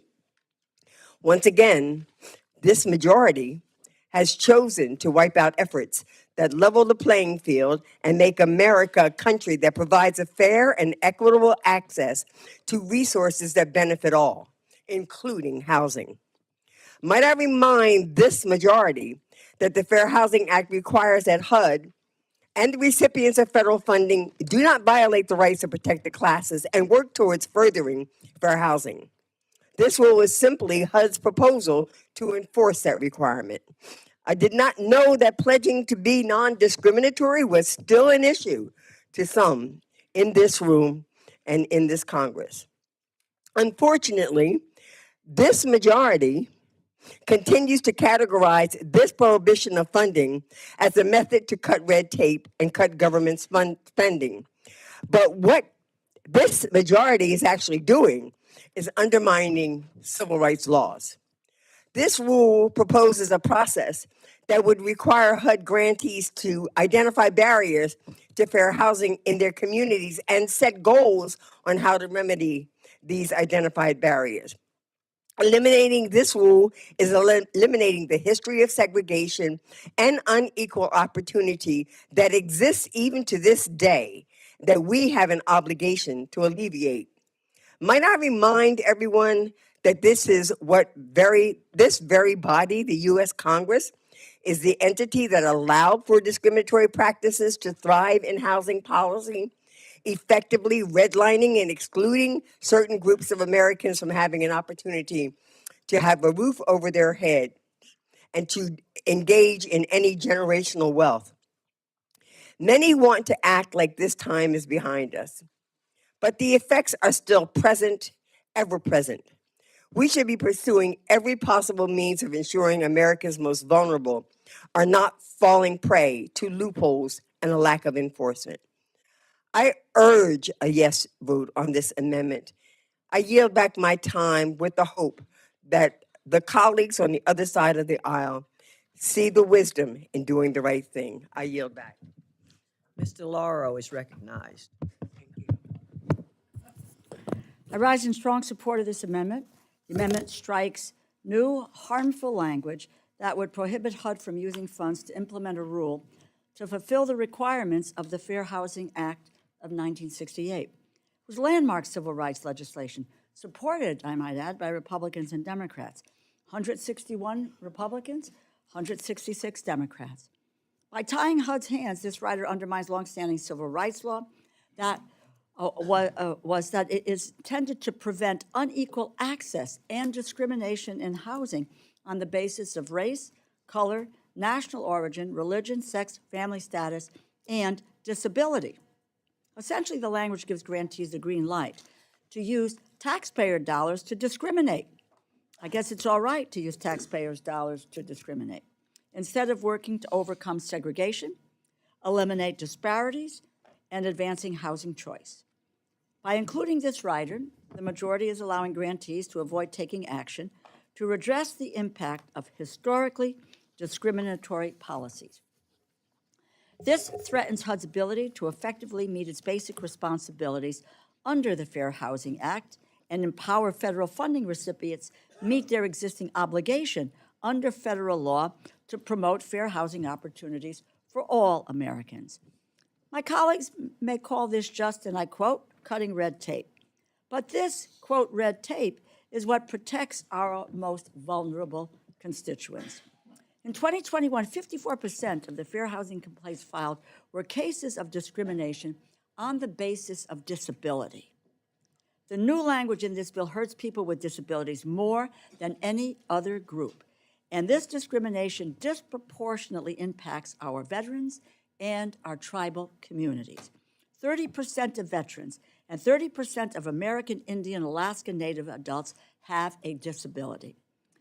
Veteran status is not a protected class under the Fair Housing Act, but our veterans are particularly vulnerable to housing discrimination based on age and disability. Instead of undermining the fair housing law, we should be taking every possible action to ensure our veterans and people with disabilities are not falling prey to loopholes and lack of enforcement. Urge my colleagues, support this amendment and say no to housing discrimination. And yield back. Mr. Bishop is recognized. Thank you, Madam Chair. Thank you, Ms. Lee, for offering this very important amendment and laying bare the majority's attempts to sweep housing discrimination under the rug. The Fair Housing Act is over a half-century old, but it's all too regrettable that housing discrimination still exists to this very day. Banning discrimination isn't enough. We need some way to make sure the ban is enforced. Under current law, the Department of Housing and Urban Development is under no obligation to withhold funding from municipalities that actively discriminate. This is wrong, and it flies against the purpose and spirit of the Fair Housing Act. People who suffer from housing discrimination often live in poor quality housing and don't have the resources to advocate for their safety and their security. This discrimination subjects families to an inescapable cycle of poverty as they are denied access to housing for which they can afford and which they can qualify for. Again, this is wrong, and this is why we need a robust, affirmatively furthering fair housing rule like the one proposed by President Biden this year. The Trump administration weakened the rule and undermined our country's ability to fight discrimination when it comes to the basic human need of seeking shelter. And this is our opportunity to reverse this wrong. So I urge my colleagues to do the right thing. Vote yes on the Lee amendment. I yield back. Ms. McCollum is recognized.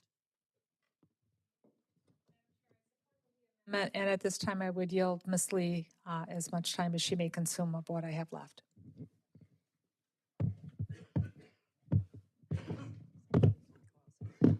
Thank you very much, Madam Chair, and thank you, Ms. McCollum, for yielding. I will close unless anyone else has any comments they'd like to make. Okay. First, let me just say thank you to all the members who have spoken. Again, thank you for yielding. A couple of things I just want to mention. First of all, this rule was enacted prior to Donald Trump's administration.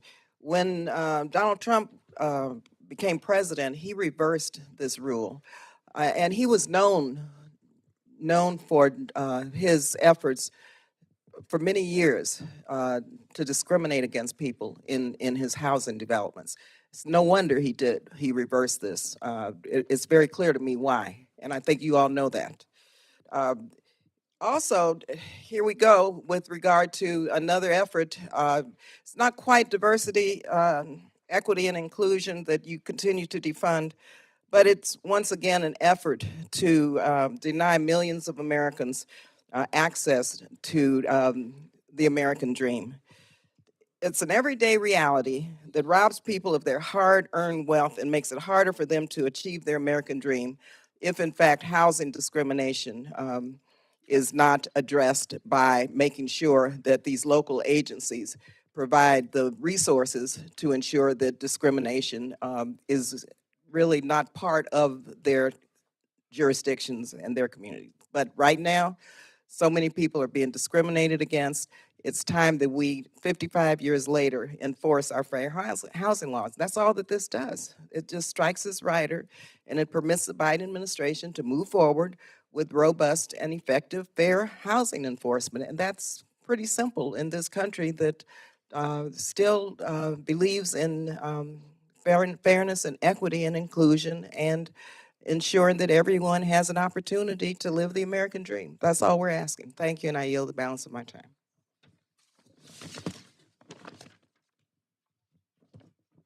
And I ask for an aye vote.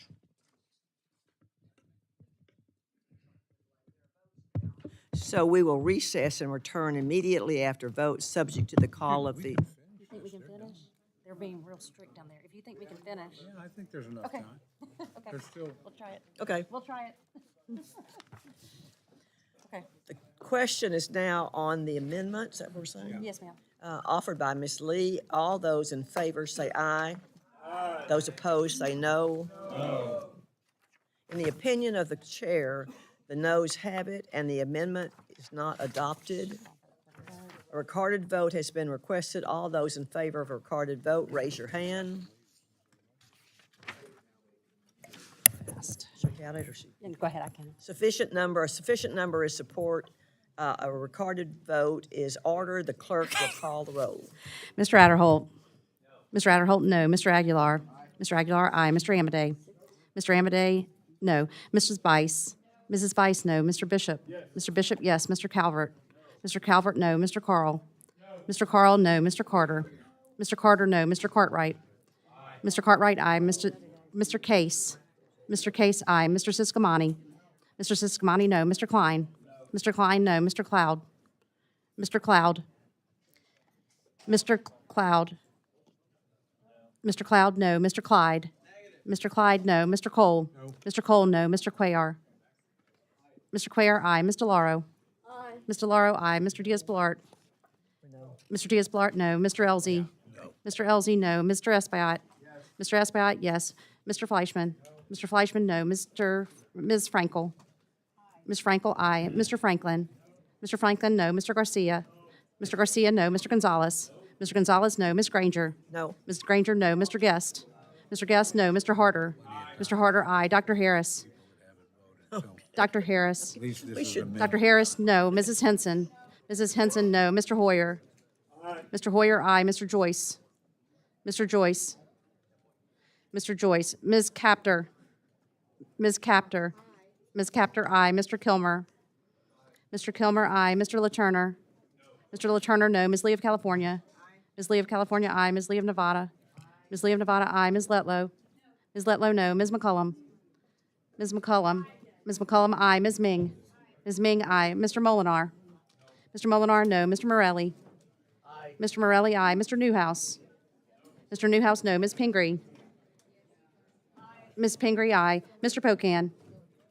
Mr. Pocan. Mr. Pocan.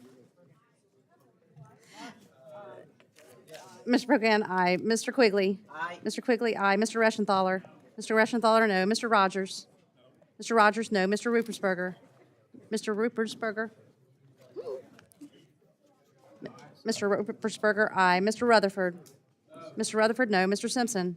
Mr. Simpson, no. Mr. Stewart. Mr. Stewart, no. Mrs. Torres. Mrs. Torres. Mrs. Torres, aye. Mr. Trone. Mr. Trone, aye. Ms. Underwood. Ms. Underwood, aye. Mr. Valadeo. Mr. Valadeo, no. Ms. Watchman Schultz. Ms. Watchman Schultz, aye. Mrs. Watson Coleman. Mrs. Watson Coleman, aye. Ms. Wexton. Ms. Wexton, aye. Mr. Womack. Mr. Womack, no. Mr. Zinke. Mr. Zinke. Zinke. Mr. Joyce. Mr. Joyce is not recorded. Mr. Joyce, no. Mr. Zinke. Mr. Zinke, no. Does any member wish to record their vote or change their vote? The clerk will tally.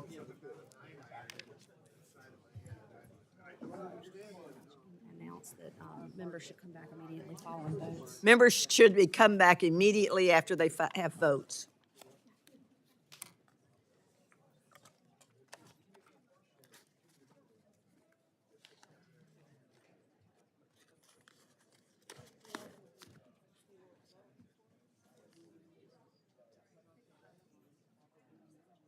My note still needed.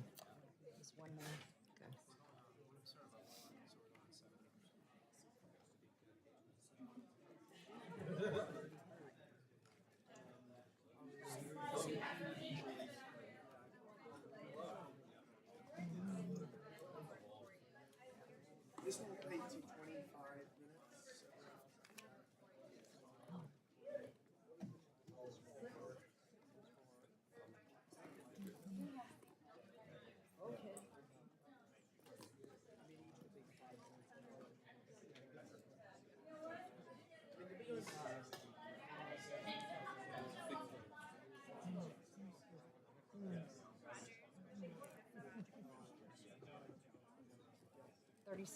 2734.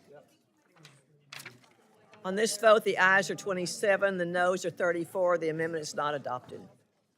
And then read that committee will stand in recess, subject to the call of the chair. It went away from us. Where'd it go?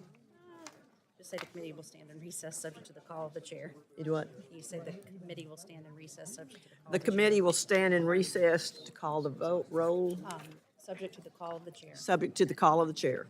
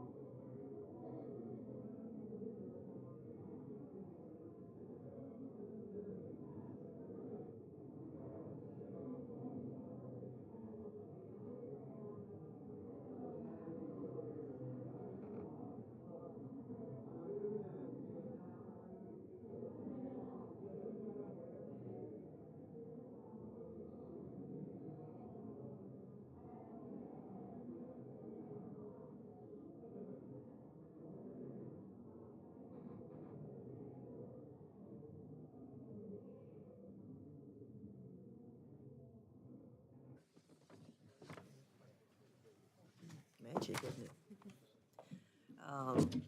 Mr. Newhouse is recognized. Thank you, Madam Chair. I have an amendment at the desk, and I would ask that the amendment be considered read.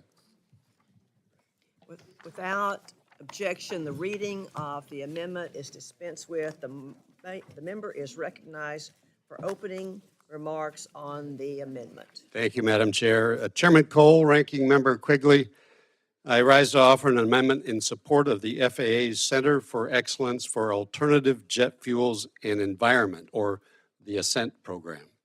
ASCENT is a cooperative research organization that is co-led by my alma mater, the Washington State University, as well as the Massachusetts Institute of Technology, in partnership with 14 other leading research universities across the country. The center is charged with developing science-based solutions for the environmental and energy challenges that are facing the aviation industry. To meet this challenge, the center and its university partners collaborate with over 60 industry stakeholders, as well as the FAA, the DoD, the EPA, and Transport Canada. Critical research and analytics support done at ASCENT has informed the FAA on the development of aircraft and engine technologies, as well as on the challenges and opportunities to meet sustainable aviation fuel development and production targets now as well as into the future. This is really vital stuff as the aviation industry is moving toward the use of SAF with more than 1.2 billion gallons of domestic production projected by the year 2028. ASCENT also helps the FAA maintain its scientific leadership in international decision-making bodies like the International Civil Aviation Organization. Universities in ASCENT not only produce world-class research, but they are also developing a workforce that will help the aviation industry overcome future challenges to support a quiet, clean, and efficient air transportation system. So, Mr. Chairman, I'm grateful for your hard work and long hours that you and so many people have put into the developing this bill, which, if it is your pleasure, I will withdraw the amendment, but certainly ask for cooperation. Mr. Cole is recognized. Thank you very much. Well, first, I want to thank my good friend, the gentleman from Washington. I appreciate his engagement on the issue. Certainly, given the hour, appreciate the withdrawal. But as my friend knows, we have a very challenging allocation this year and made the decision to prioritize FAA operational needs, including the hiring of 1,800 air traffic controllers. But as I said at the beginning, this is a process, and we're never going to end up where we start out. So my friend certainly has my commitment to work with him. I don't have any doubt about the worthiness of the projects that he's talking about, and if there's a way as we go forward that we can address your concerns and needs, and I look forward to working with you to find that way. Yield back. Mr. Kilmer is recognized. Thank you, Madam Chair. I'll just be brief. I just want to support Congressman Newhouse's amendment. Our home state of Washington is really one of the leaders in sustainable aviation fuel, with academic institutions and industry pursuing a lot of new innovation in this arena, supported by help from the federal government on environmental and energy priorities. It's a great contributor to research innovation, but also a great contributor to our state's economy and to our country's economy. As Congressman Newhouse mentioned, ASCENT is the primary university-based education and research vehicle for the FAA, and is charged with developing these science-based solutions for the environmental and energy challenges facing the aviation industries. So I share my friend's support for this funding. I appreciate, Chairman Cole, your commitment to working with him. It is an important priority for our country if we're going to maintain our global leadership in these new aviation technologies. So thank you, and I yield back.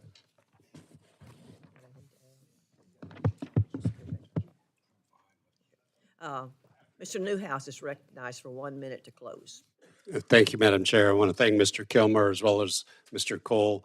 I look forward to working with you in the future to ensure that ASCENT, or the FAA Center for Excellence for Alternative Jet Fuels and the Environment, is adequately funded and can continue the critical research that it is engaged in. With that, Madam Chair, I'll withdraw the amendment.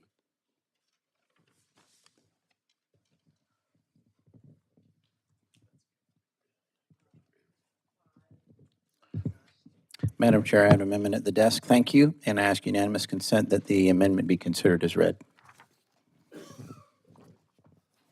Without objection, the reading of the amendment is dispensed with. The member is recognized for opening remarks on the amendment. Thank you, Madam Chair.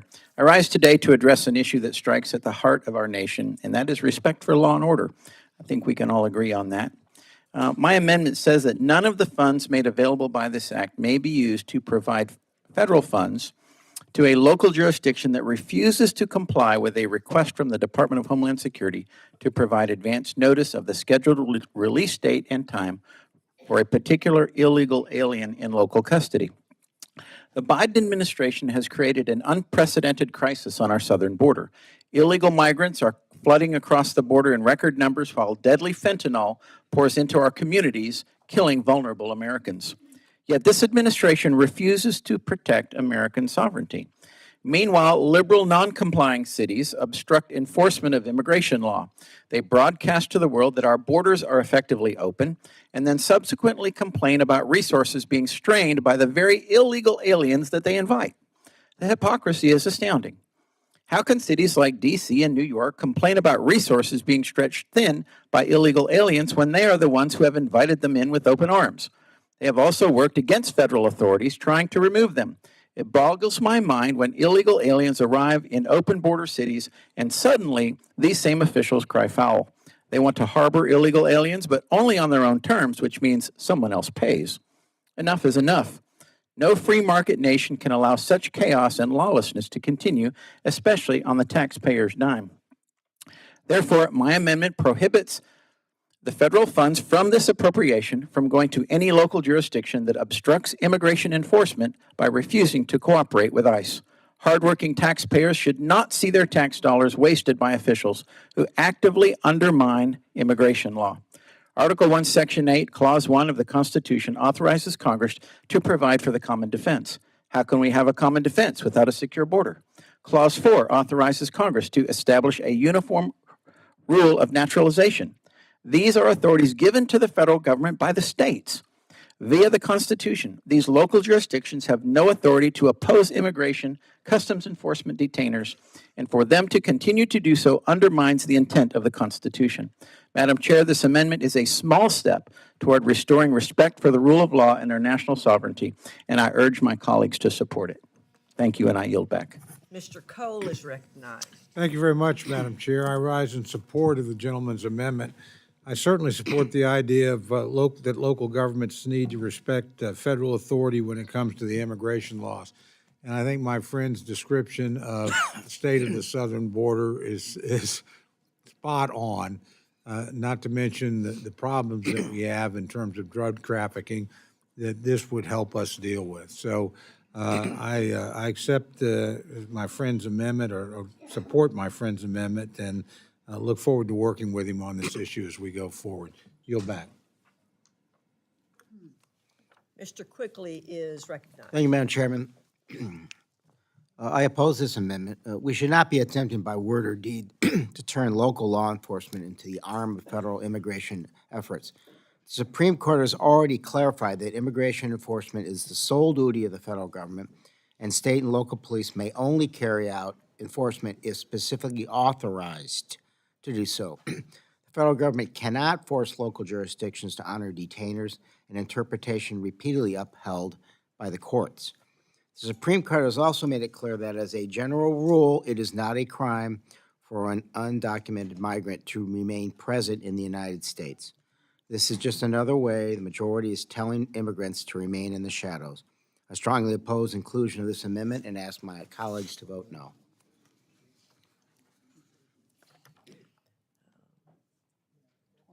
Mrs. Torres is recognized.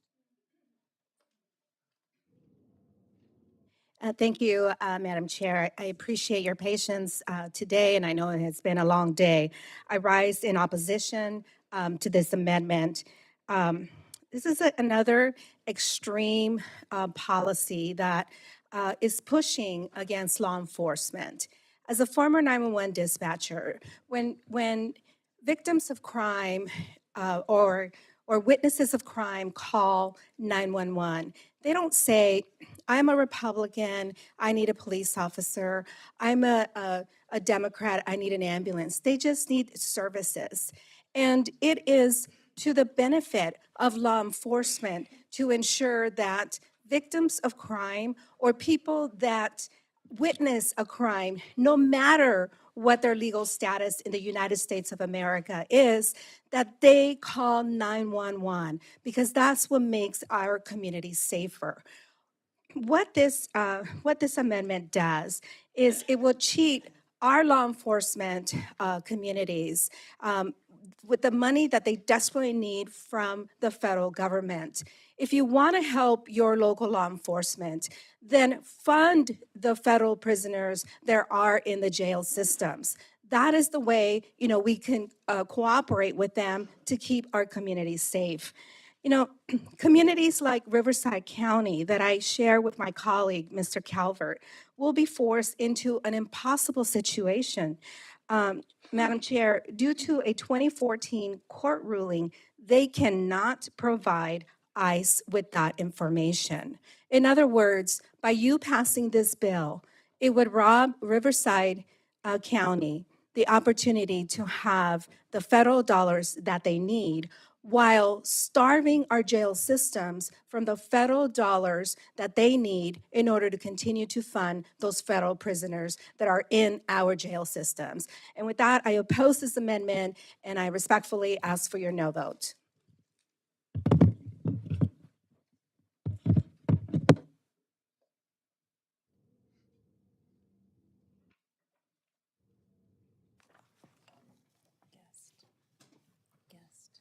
Mr. Guest is recognized. I just want to clear up, there was some discussion a few moments ago that this legislation might apply to individuals who are victims of crime or who were witnesses of crime. As I understand the legislation that has been introduced, or this amendment, it would only apply to individuals who are in custody. All we are asking local law enforcement to do is for individuals who are in custody, already charged with crimes on the local level, for those jurisdictions to let the federal authorities know so that they can act on lawful pickup orders and that they can comply with the laws of the United States. And so when you hear about this is going to impact victims and this is going to impact witnesses, there's nothing, as I understand, and I'll be happy to give time to the author of the amendment if he would like to clarify that, but there's nothing in the amendment that addresses this. We're just asking that there be cooperation between state, federal, and local law enforcement so that we can keep our community safe. This is a public service amendment. This amendment will make our community safer. I support the legislation, and with that, I yield back. Mr. Clyde is recognized for 1 minute to close. Thank you, Madam Chair. I think my colleague, Mr. Guest, has done an excellent job of describing this amendment. And with that, I too believe that this amendment would help make our community safer. And with that, I encourage a yes vote by all our colleagues on both sides of the aisle, and I yield back. The question is now on the amendment offered by Mr. Clyde. All those in favor say aye. Aye. Those opposed say no. No. In the opinion of the chair, the ayes have it and the amendment is adopted.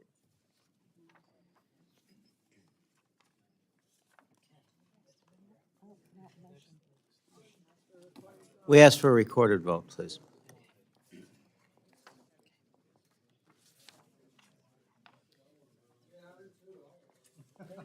And a recorded vote has been requested. All those in favor of a recorded vote, raise your hand. A sufficient number in support, a recorded vote is ordered, and the clerk will call the roll. Mr. Adderholt. Mr. Adderholt, aye. Mr. Aguilar. Mr. Aguilar, no. Mr. Amade. Mr. Amade, yes. Mrs. Bice. Mrs. Bice, yes. Mr. Bishop. Mr. Bishop, no. Mr. Calvert. Mr. Calvert, aye. Mr. Carl? Mr. Carl, yes. Mr. Carter? Mr. Carter, aye. Mr. Cartwright? Mr. Cartwright, no. Mr. Case? Mr. Case, no. Mr. Siscomani? Mr. Siscomani, yes. Mr. Klein? Mr. Klein, aye. Mr. Cloud? Mr. Cloud, aye. Mr. Clyde? Mr. Clyde, aye. Mr. Cole? Mr. Cole, aye. Mr. Cuellar? Mr. Cuellar? Ms. DeLauro? Ms. DeLauro, no. Mr. Diaz-Balart? Mr. Diaz-Balart, aye. Mr. Elzey? Mr. Elzey, aye. Mr. Espaillat? Mr. Espaillat, no. Mr. Fleischman? Mr. Fleischman, aye. Ms. Frankel? Ms. Frankel, no. Mr. Franklin? Mr. Franklin, yes. Mr. Garcia? Mr. Garcia, yes. Mr. Gonzalez? Mr. Gonzalez, aye. Ms. Granger? Ms. Granger, aye. Mr. Guest? Mr. Guest, aye. Mr. Harder? Mr. Harder, no. Dr. Harris? Dr. Harris, yes. Mrs. Henson? Mrs. Henson, yes. Mr. Hoyer? Mr. Hoyer, no. Mr. Joyce? Mr. Joyce, no. Mr. Joyce, yes. Ms. Capter? Ms. Capter? Mr. Kilmer? Mr. Kilmer, no. Mr. LaTurner? Mr. LaTurner, aye. Ms. Lee of California? Ms. Lee of California, no. Ms. Lee of Nevada? Ms. Lee of Nevada? Ms. Letlow? Ms. Letlow, yes. Ms. McCollum? Ms. McCollum, no. Ms. Ming? Ms. Ming, no. Mr. Molinar? Mr. Molinar, aye. Mr. Morelli? Mr. Morelli, no. Mr. Newhouse? Mr. Newhouse, aye. Ms. Pingree? Ms. Pingree, no. Mr. Pocan? Mr. Pocan, no. Mr. Quigley? Mr. Quigley, no. Mr. Reschenthaler? Mr. Reschenthaler, aye. Mr. Rogers? Mr. Rogers, aye. Mr. Rupersberger? Mr. Rupersberger, no. Mr. Rutherford? Mr. Rutherford, aye. Mr. Simpson? Mr. Simpson, aye. Mr. Stewart? Mr. Stewart, aye. Mrs. Torres? Mrs. Torres, no. Mr. Trone? Mr. Trone, no. Ms. Underwood? Ms. Underwood, no. Mr. Valadeo? Mr. Valadeo, no. Ms. Washington Schultz? Ms. Washington Schultz, no. Mrs. Watson Coleman? Mrs. Watson Coleman, no. Ms. Wexton? Ms. Wexton, no. Mr. Womack? Mr. Womack, aye. Mr. Zinke? Mr. Zinke? Mr. Zinke, aye.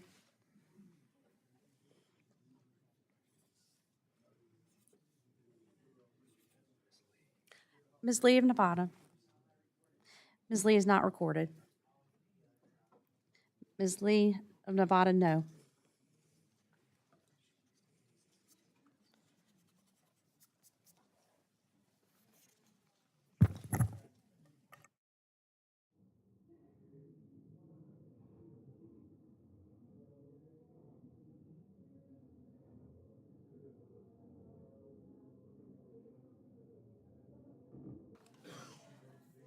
Do any other members seek recognition to speak on the amendment? Oh, I gave you the wrong one. Sorry. Oops. You're fired. I'm fired. Does any member wish to record their vote or change their vote? Okay, don't you know? The clerk will tally.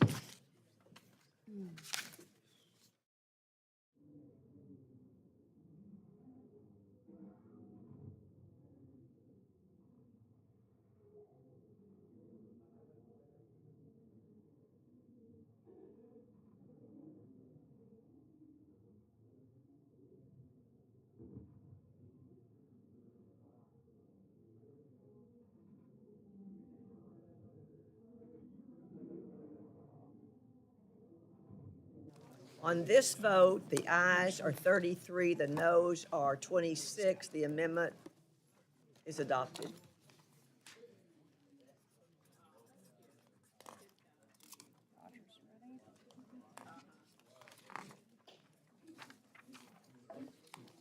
I now recognize Mr. Rogers for a motion. Madam Chair, I move to favorably report the fiscal year 2024 Transportation, Housing, and Urban Development and related agencies appropriations bill to the House. The question is now on the motion to favorably report the fiscal year 2024 Transportation, Housing, and Urban Development and related agencies appropriations bill to the House. All those in favor say aye. Aye. Those opposed, say no. No. In the opinion of the chair, the ayes have it and the motion is agreed to. Madam Chair, we ask for a recorded vote. What I heard. You're right. Recorded vote has been requested. All those in favor of a recorded vote, raise your hand.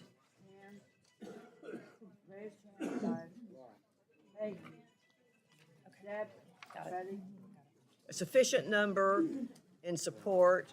A recorded vote is ordered. The clerk will call the roll. Mr. Adderholt. Mr. Adderholt, aye. Mr. Aguilar. Mr. Aguilar, no. Mr. Amade. Mr. Amade, yes. Mrs. Bice. Mrs. Bice, yes. Mr. Bishop. Mr. Bishop, no. Mr. Calvert. Mr. Calvert, aye. Mr. Carl. Mr. Carl, aye. Mr. Carter. Mr. Carter, aye. Mr. Cartwright. Mr. Cartwright, no. Mr. Case. Mr. Case, no. Mr. Siscomani. Mr. Siscomani, yes. Mr. Klein. Mr. Klein, aye. Mr. Cloud. Mr. Cloud, aye. Mr. Clyde. Mr. Clyde, aye. Mr. Cole. Mr. Cole, aye. Mr. Cuellar. Mr. Cuellar. Mr. Cuellar, no. Ms. DeLauro. No. Ms. DeLauro, no. Mr. Diaz-Balart. Mr. Diaz-Balart, aye. Mr. Elzey. Mr. Elzey.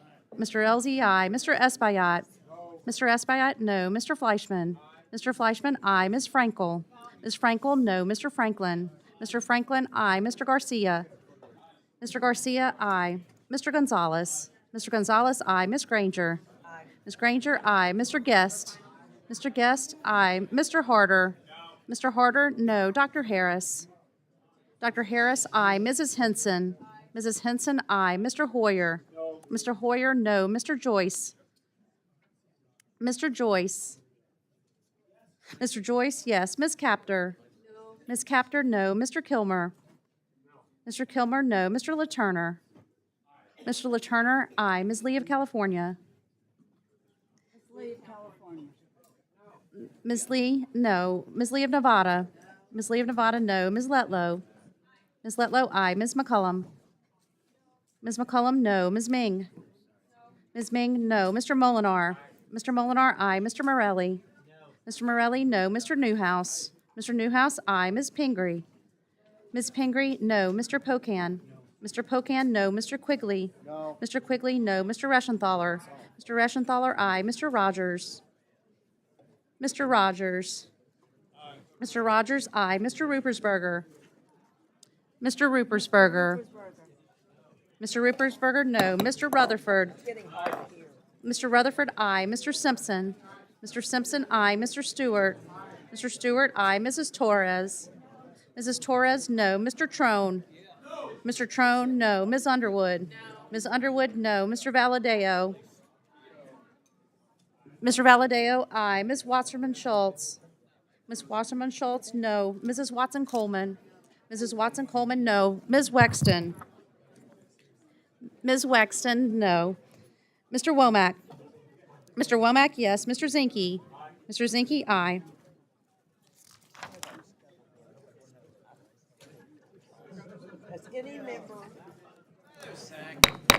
Does any member wish to record their vote or change their vote?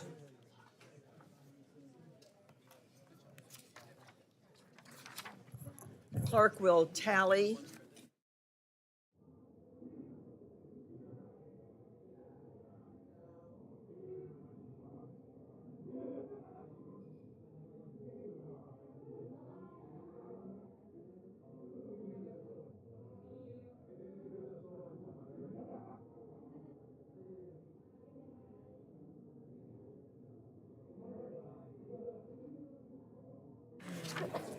On this vote, the ayes are 34, the noes are 27. The motion is agreed to. I ask unanimous consent that staff be permitted to make technical and conforming changes to the bill and report just approved. Seeing no objection, so ordered. Madam Chair, 3 days for minority views. Without objection, so ordered. That concludes today's business. Without objection, the committee stands adjourned. Yippee.